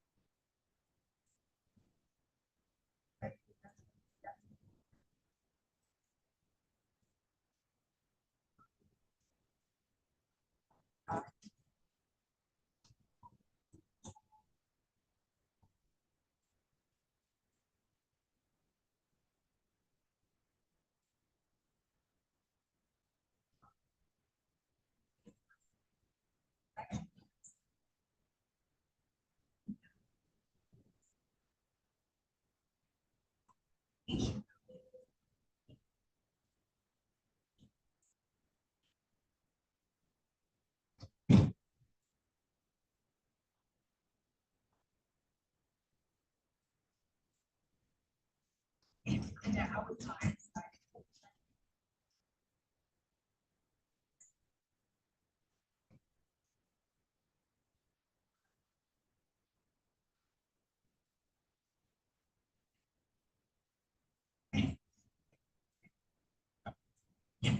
That's what I meant.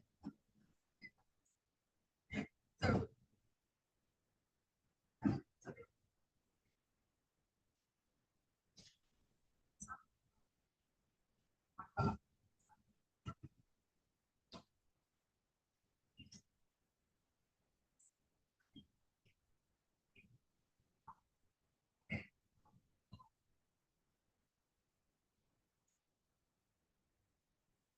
Yeah, somebody's trying.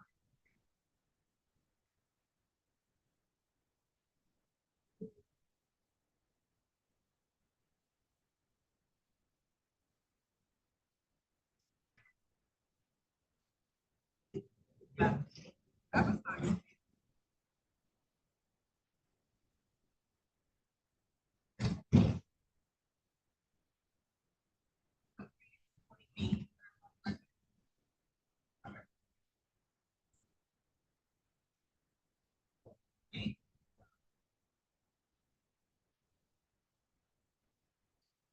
See it.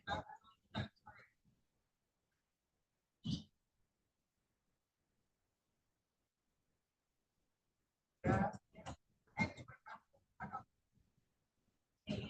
Well, I got it past it. They're at Public Works. It's a guy by the name of Paul Reeves. I guess he's the building inspector. And yeah, and he's very important, you know, he wants to see somebody. And so I used Mark Rankin up there. I was like, hey, like I work with Mark Rankin. I was like, I just bought these signs. They cost me like $300. I paid the whole, you know, because they're good quality signs. And he was like, well, you know, it's against the law to have signs out on any public. So Mark said the way around that you put signs in somebody's yard, not on the sidewalk, which is, I guess, what we most of them were. They were on the sidewalks. So this one guy, I don't know his name, is super nice, because I played the, you know, dental and the strips. And he said they're in the dumpster. And so I said, well, where can I go get it? Because I drove down there. And he's like, well, it's a safety hazard. He's like, but I'll see if I can get in there. If I can get in there. So hopefully I can get it. But I was, well, I said to what? Oh, you did? Yeah. Well, Mark Reeves was saying, yeah, it was like most real estate signs. We pull those all the time. He said, those have got to be $100, $200. I said, damn right they are. He goes, I pull those all the time. Huh? Yeah. Yeah. Yeah, exactly. My name and my number's right over there. Like, just call me and say, hey, you know, I have your signs. Do you want them? So, yeah. So anyway, it's I'm not worried about it. I was just stressed this morning because I was like, when I left home, I looked, I was like, oh, that sock's not there. Or maybe it's just one that came over. And then I started going the path that I put them up, and it wasn't one. So I was like, damn it. Yeah.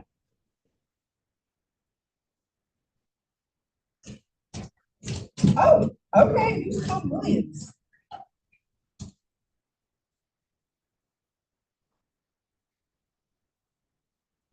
Oh, okay. I don't know who he is. Okay, I didn't see any of them. Yeah, yeah.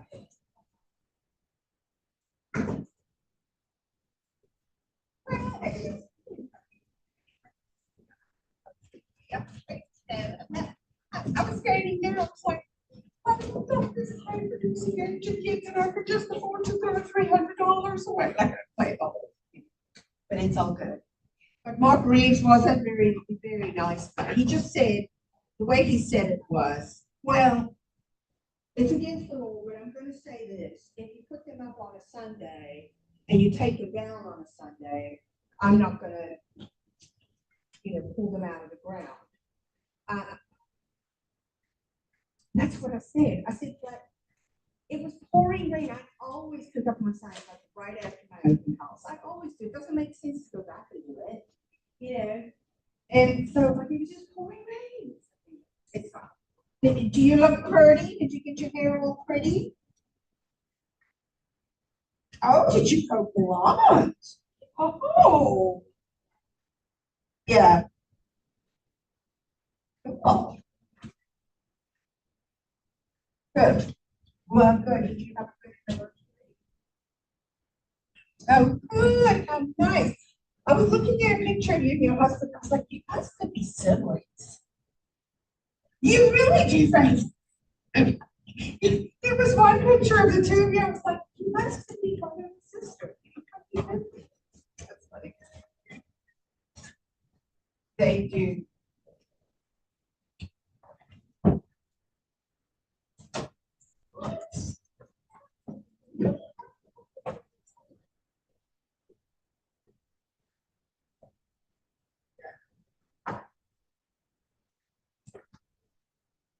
Yeah.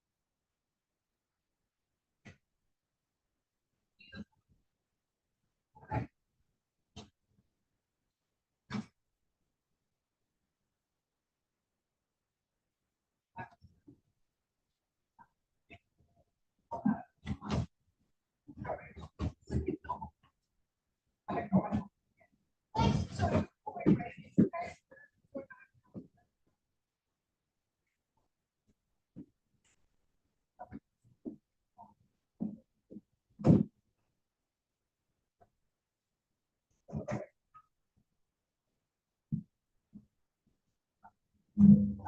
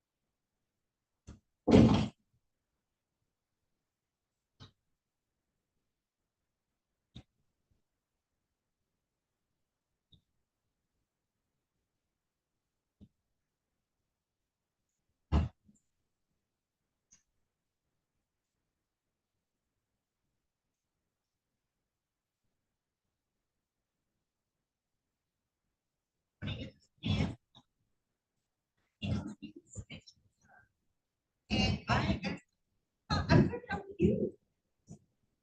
Good. Are you a realtor? I'm kind of getting a cryptic text message. I'm trying to figure it out. Okay. Are you, so I have a client, her name is Erin Finn. And apparently there's an apartment that she's interested in. I don't even have the address for her. She just said, call this realtor. So I don't know if you've spoken with her or she's spoken with you or. Oh, okay.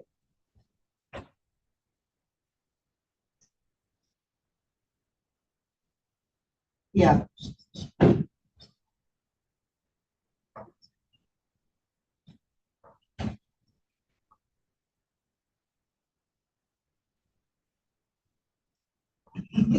I mean, yeah, this is after, yeah, this is after an hour-long consult.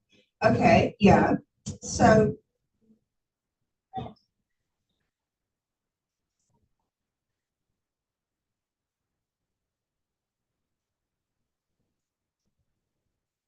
Okay.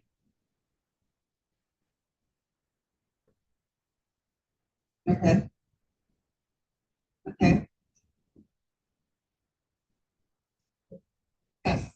So can I get in to show it to her and can you give me, thank you. And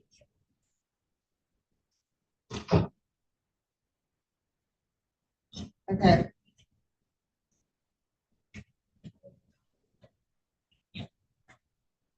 I haven't set up a time with her. It's either today or tomorrow. It's usually after work, so it's usually like 5:30. 5:30. She's scheduled. I'm with a I'm with a Keller Williams in Kenwood, right near the mall. Yeah. Who are you with, Pam? Oh, okay. Okay, and how do you like it? Where were you before? Which office? Okay. Okay. Okay. Okay. So I've been with Seven Hills. It'll be 2 years in October. I was an agent with a prior brokerage, and it was I don't know if you've heard of the Pivot Realty Group. So I was with them for my first little bit, and then decided I needed to make a change. Like, I always want to be growing as an agent, and I feel like there's always things you could be learning. And I wanted to be a brokerage that shows that and teaches that. And so I did, like, I was like a hound, like I went to every single brokerage, and I went to every meeting of every brokerage to just kind of get a better feel. And then maybe this, I was gonna go with Coldwell Banker at first, but then, I wasn't like happy with their education. And I decided to go with Seven Hills, and I'm super duper happy here. Like, I feel like they're very supportive. I feel like they teach us so much, and it's like a big family. Everybody gets along here. It's not all like clicky and, I'm not sharing my information and you type of thing. Like, I just feel like we're all just very supportive. I'm sorry. My broker is, well, we have two. We have Susan Ash, who's on site, and then the head broker is Tara Smith. If you're ever interested, I'd love to have you come talk to somebody,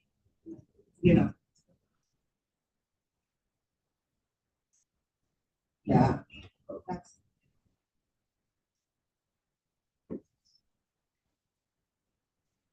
yeah. Yeah. Yeah. I know that is a big difference.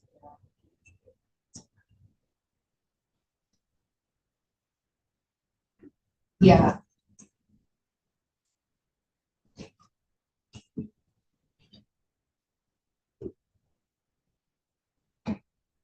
Okay. Good.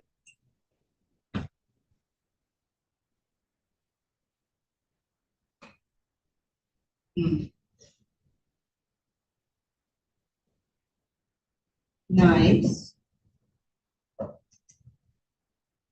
So when you have questions and stuff like that about like contracts and stuff, do you have a good support system as far as that goes?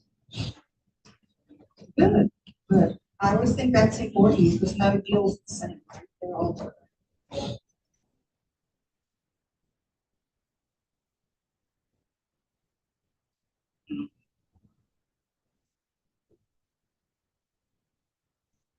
Oh, absolutely.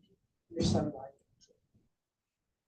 I've been an agent. Well, I haven't been an agent all my life, but I feel like I have because my mother was an agent all her life. And she was one of the top agents in Johannesburg, South Africa, which is where I'm originally from. So I feel like it's in my blood, but I made the change just a little bit before COVID. I was in business management and customer service management systems for that. And I just wanted to be a person,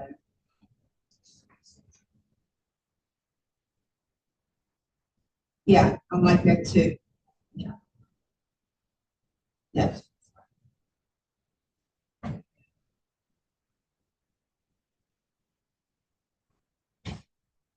Yeah. Yeah.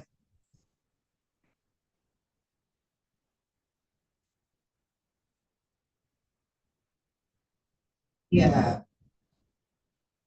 Yeah.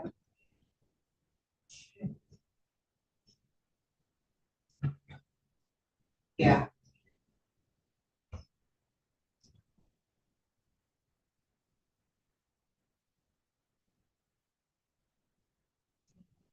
I hate it too.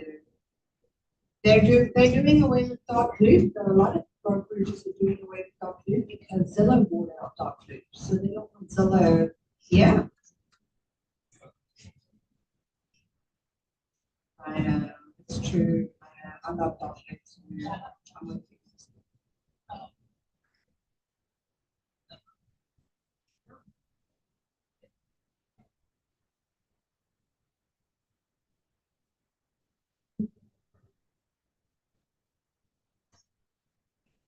Yeah.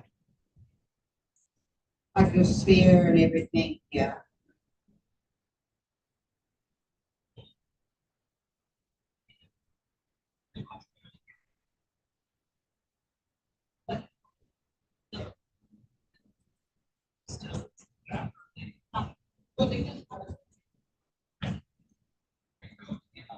Yeah. Yeah.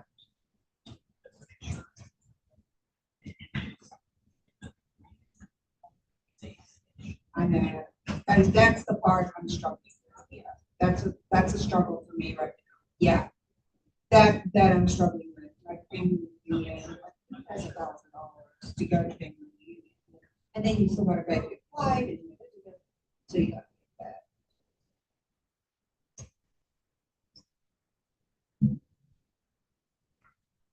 that. I know, I know, I know. What? Yeah, yeah, I know. Yeah.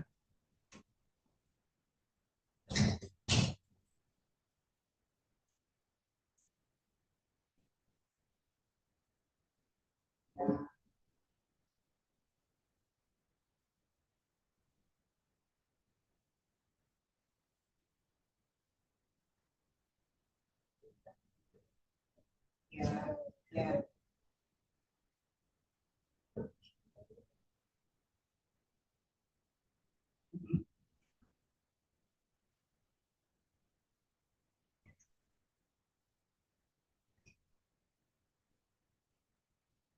Yeah.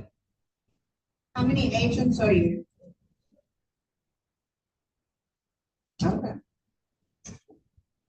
Yeah, that's not.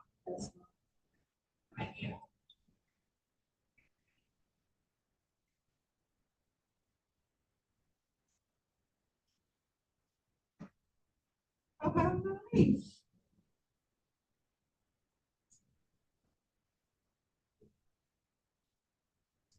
Yeah. Yeah.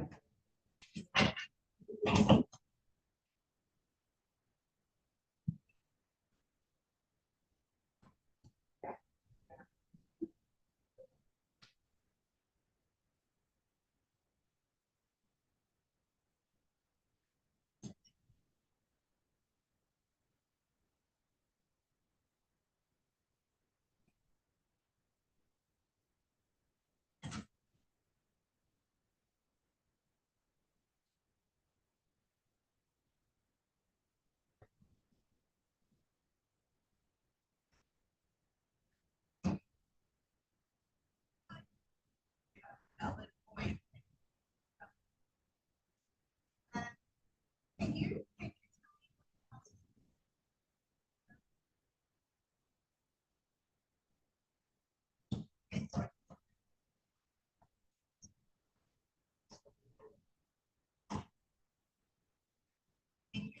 You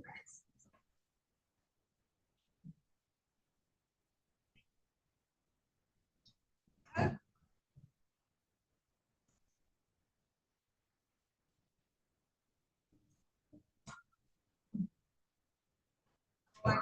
I just have all of my grades. Yeah.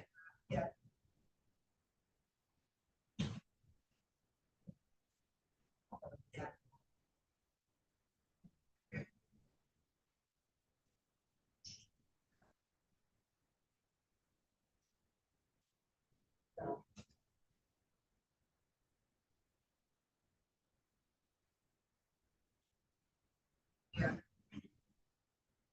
Yeah.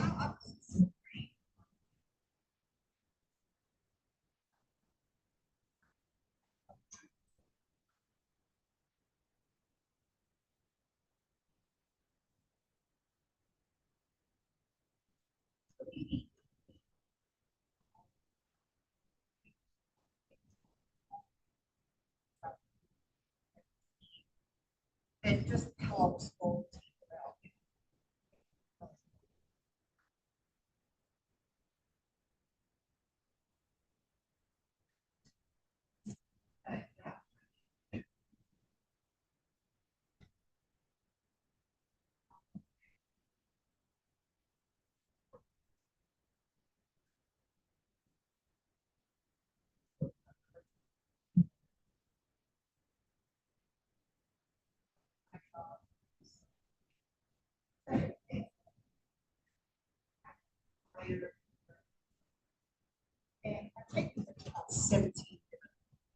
the last 2 weeks, I would say.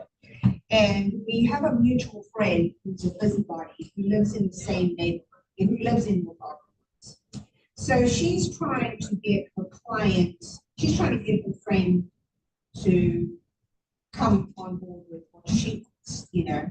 And the friend is kind of, the buyer is kind of like a little vulnerable position. She's not really sure of herself yet, but she's helping, Betsy's helping her make the decisions, you know? So I'm not surprised that this is in North Arkansas, because that's where Betsy is. So, well, she's wanted to go there since Betsy's got involved, yes, but she hasn't made that decision prior to that. So yes, I know. Okay, so, okay.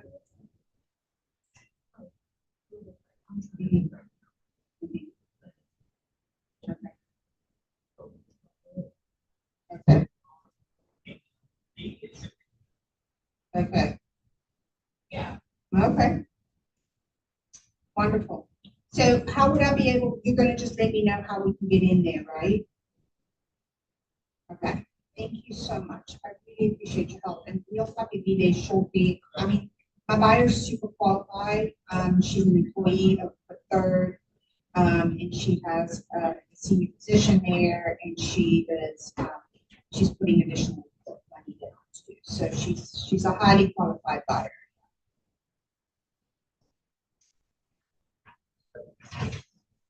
Yeah, okay.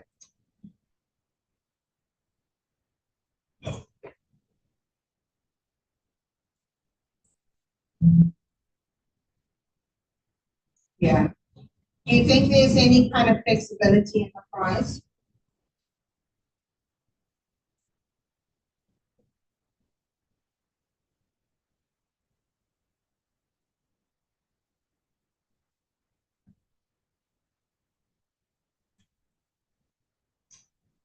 Okay. All right. Okay. Okay. Yeah. Yeah. Yeah. Mm-hmm. Mm-hmm. Okay. Well, thank you for the info, and I will look forward to getting info to get in there, and I'll get her out there as soon as I can. I'd love to get this wrapped up. So thank you. I hope so too, Pam. Great to talk to you. Have a great. Yeah.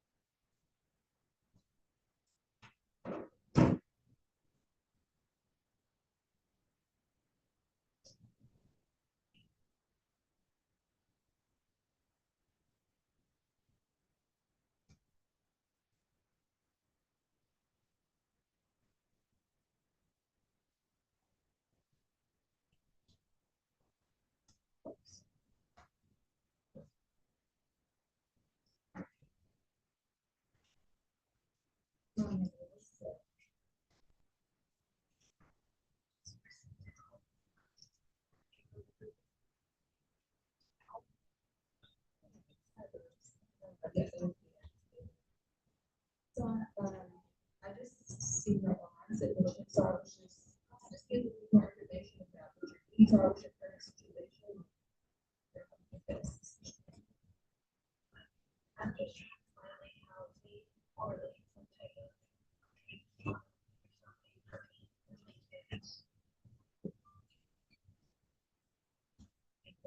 And are you currently?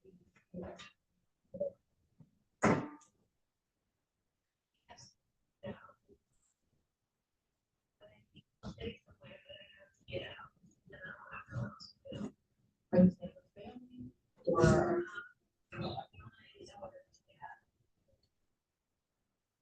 Okay.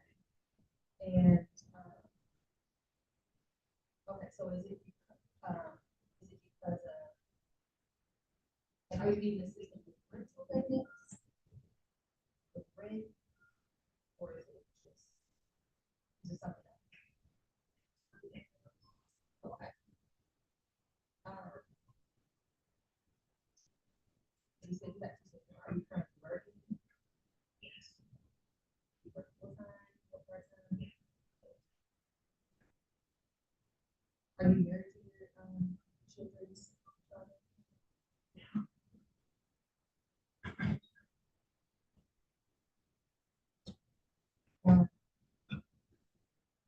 Okay, are you, needing housing because you feel safe? Before? Yeah.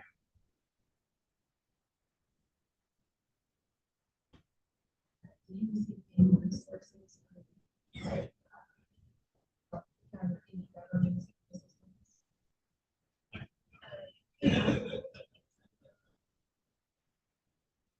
What assistance?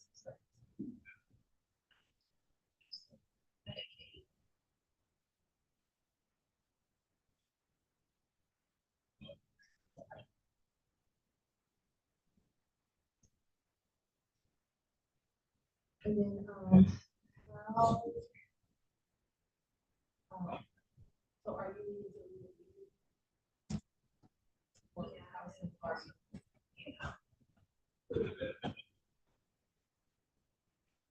But how much, like a thousand?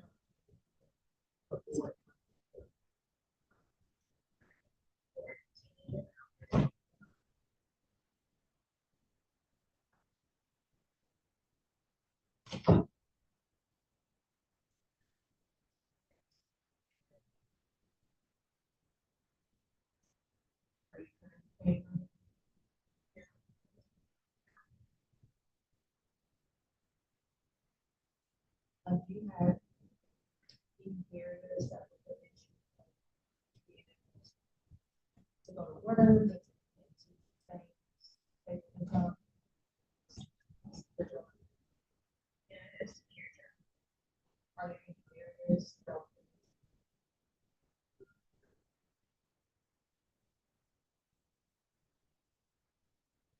Okay, so our program, we assist single mothers, who are currently working, and we try to prevent them from being concerned.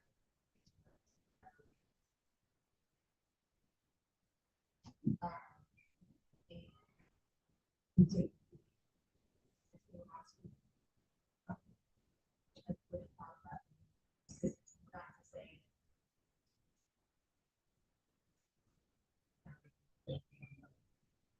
but our single moms program, they would grant,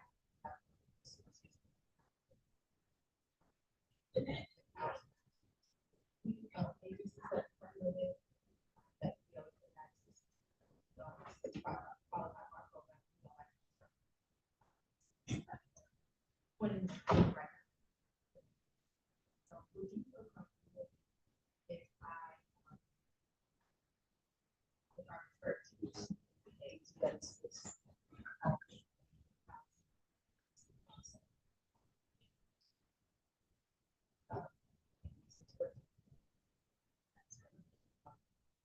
and you said transition housing, are you speaking of like a shelter or like? Upstairs?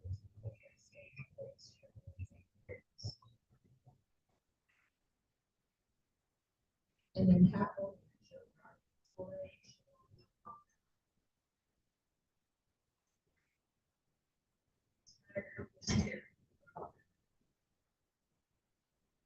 Reason why I asked this, because I know certain school districts, they provide, they help families with housing. They're not school based.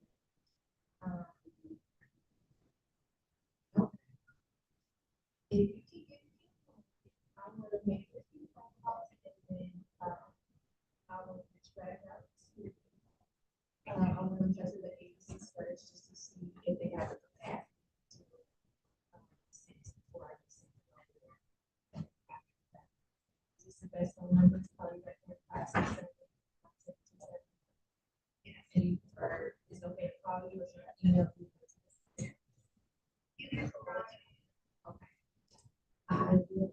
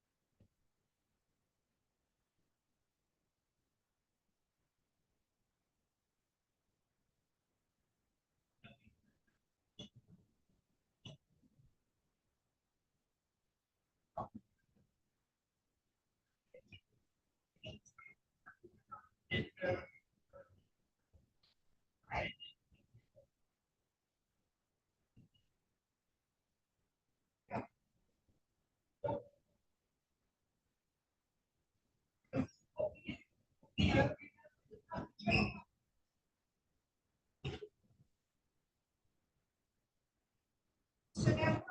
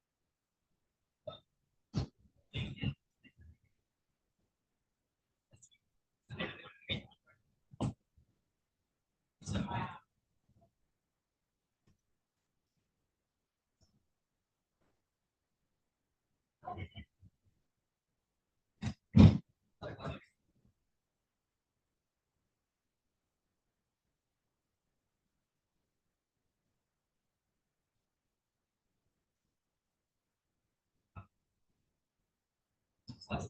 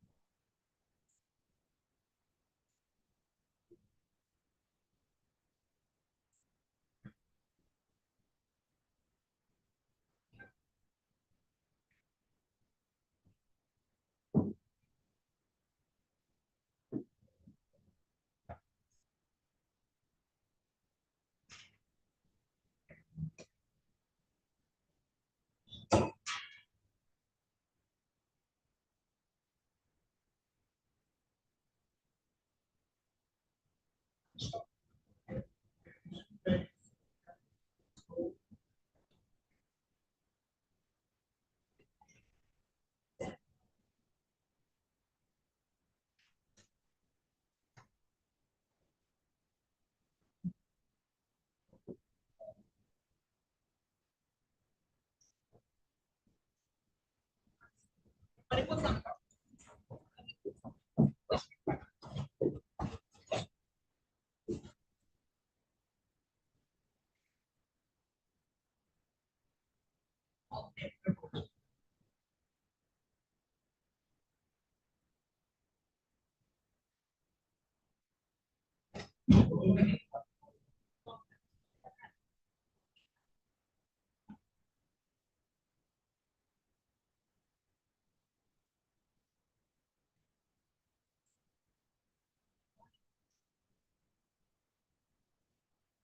Okay.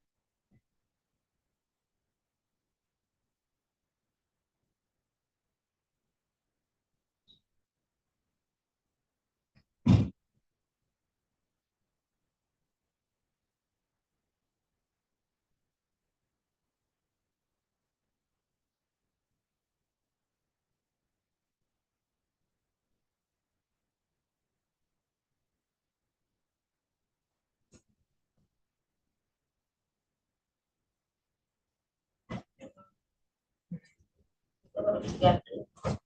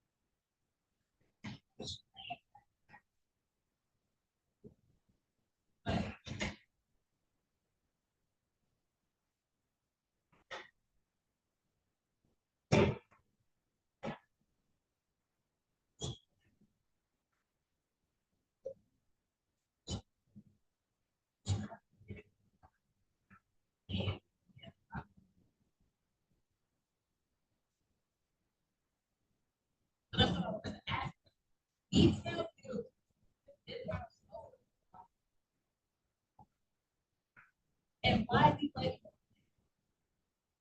and why we like. That's what I want to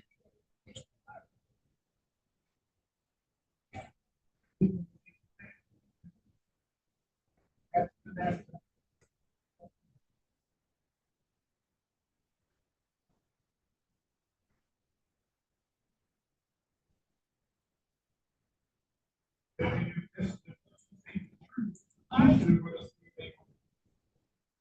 what I'm saying. That's what I'm saying.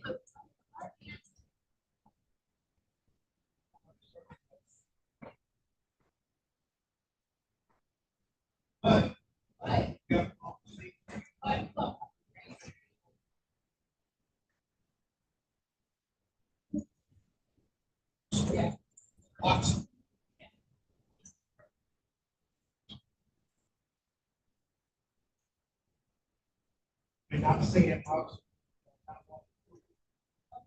Yeah.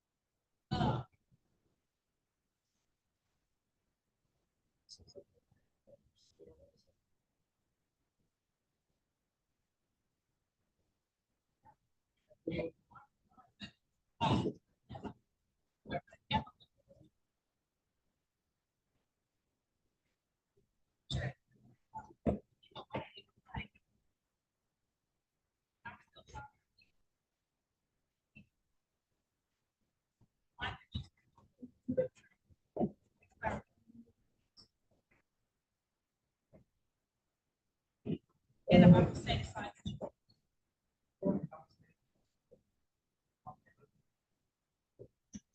Right. Either way. I'm like,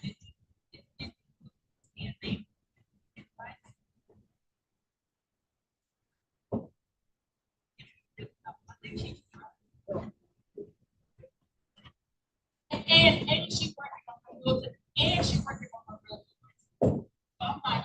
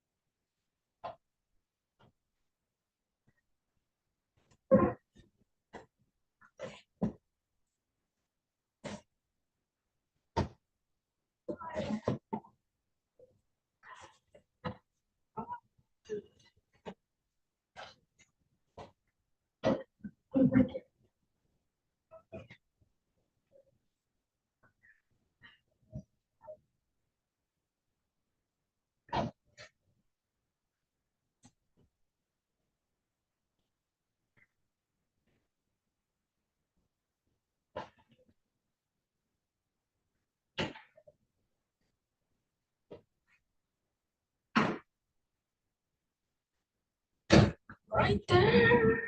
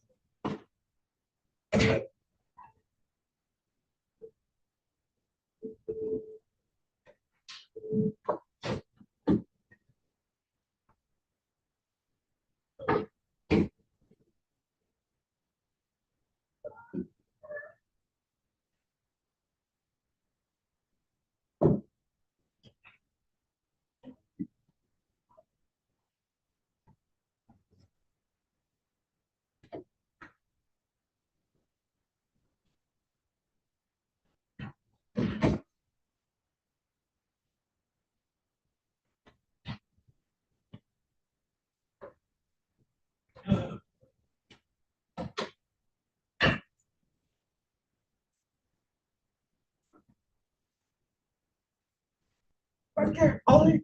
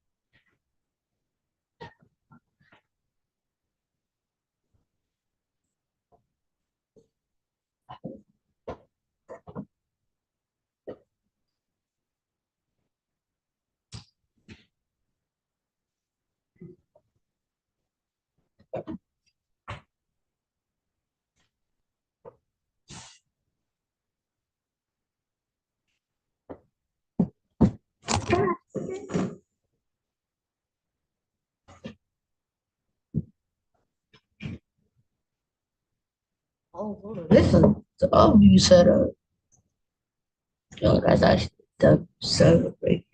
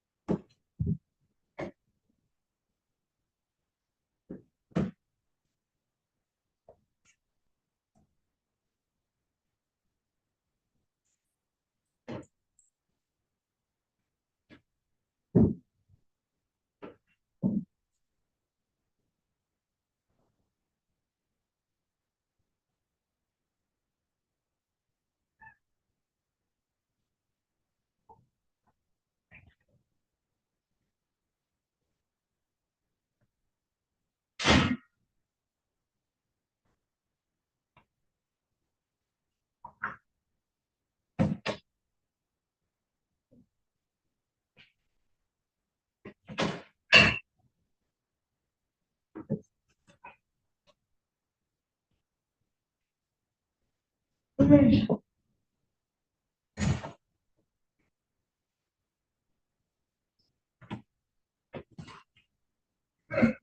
thing I feel when I get, I think,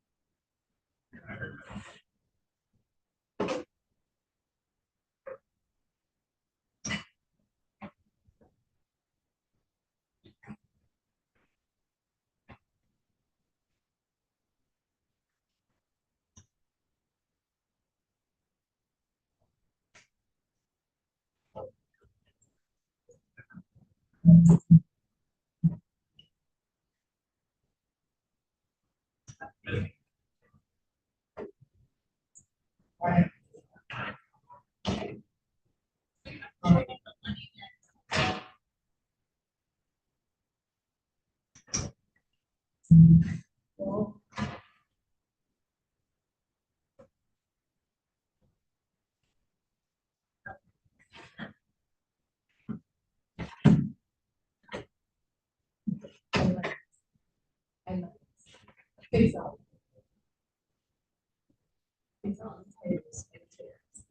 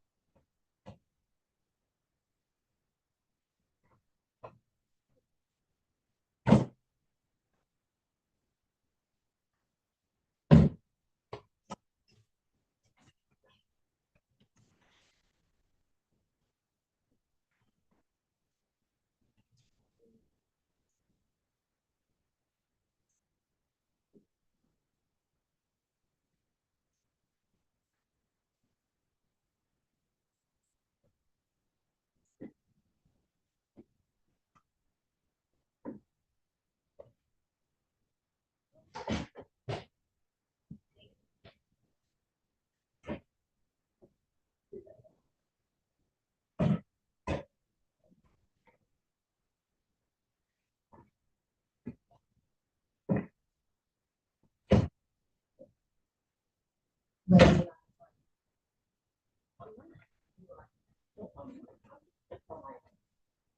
called improvising.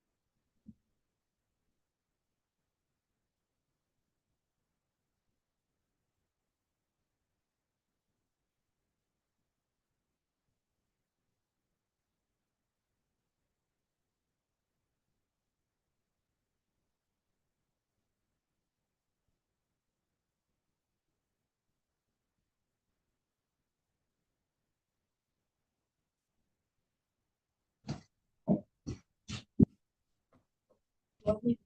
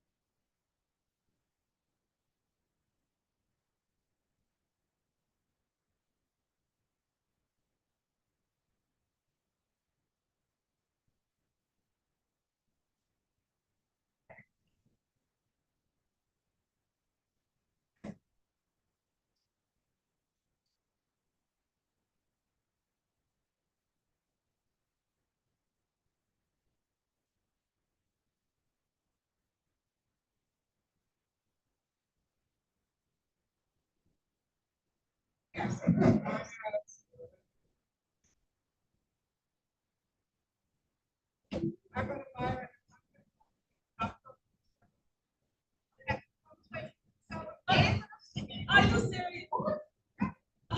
And you want to, I would buy it. I would buy it. And then went to the seller.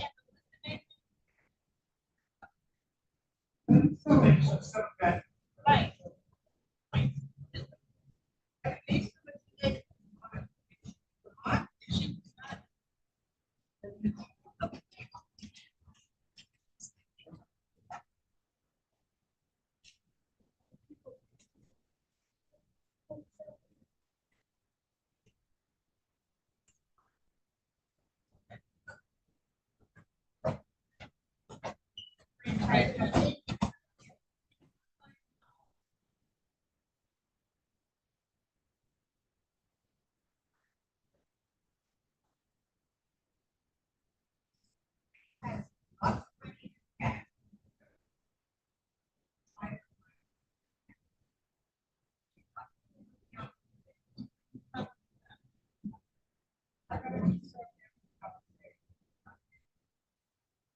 I know the brand. Brand will actually.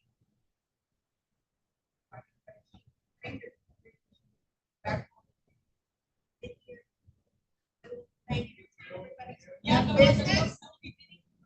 That is. Government engineering. Wow.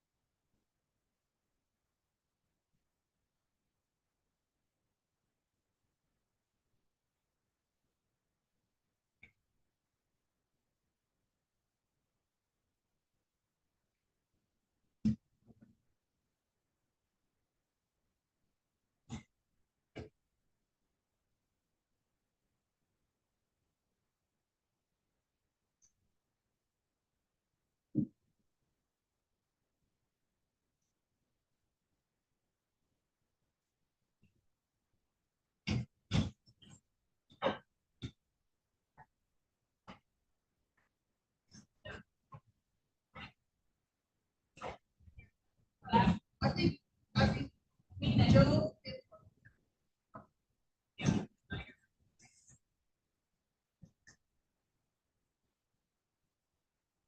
Yeah.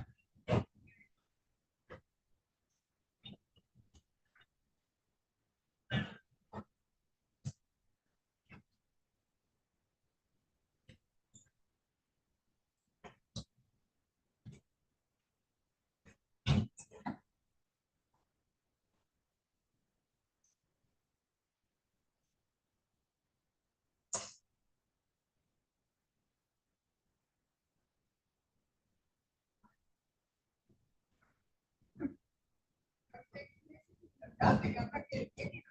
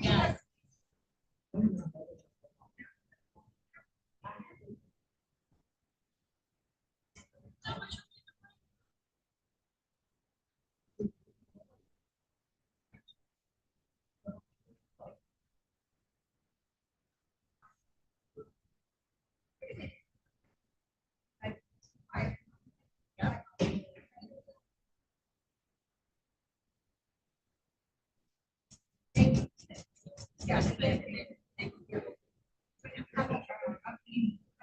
Yeah, well, she'll say, that's not very nice of me. You're not being very nice to me. Like she does that all.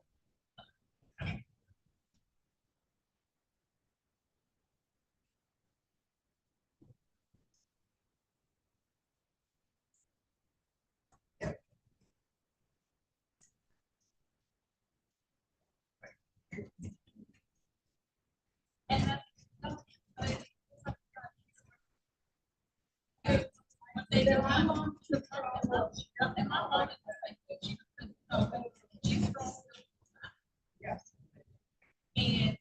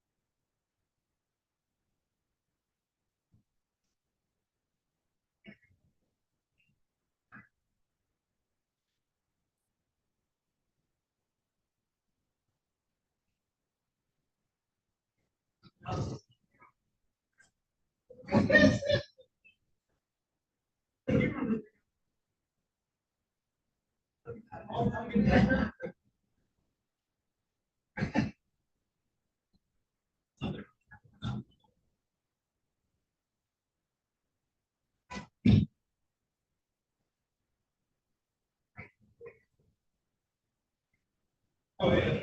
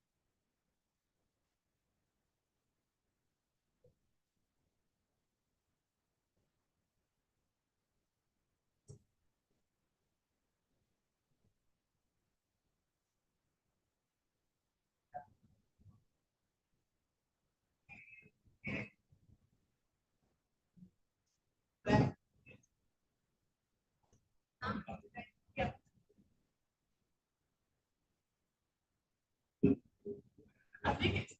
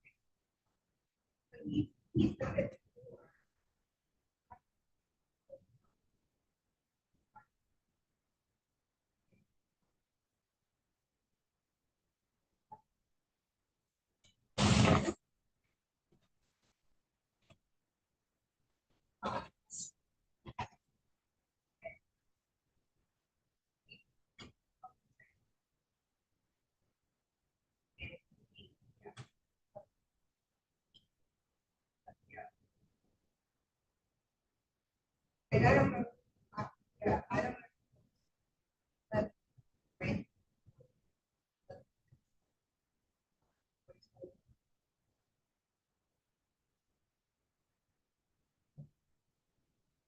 Yeah, yeah.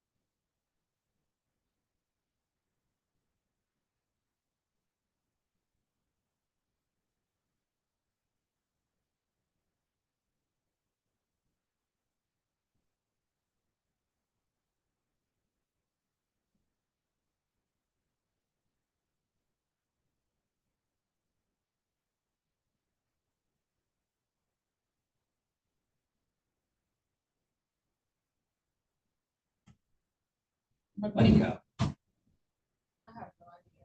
I was just looking too, I got up.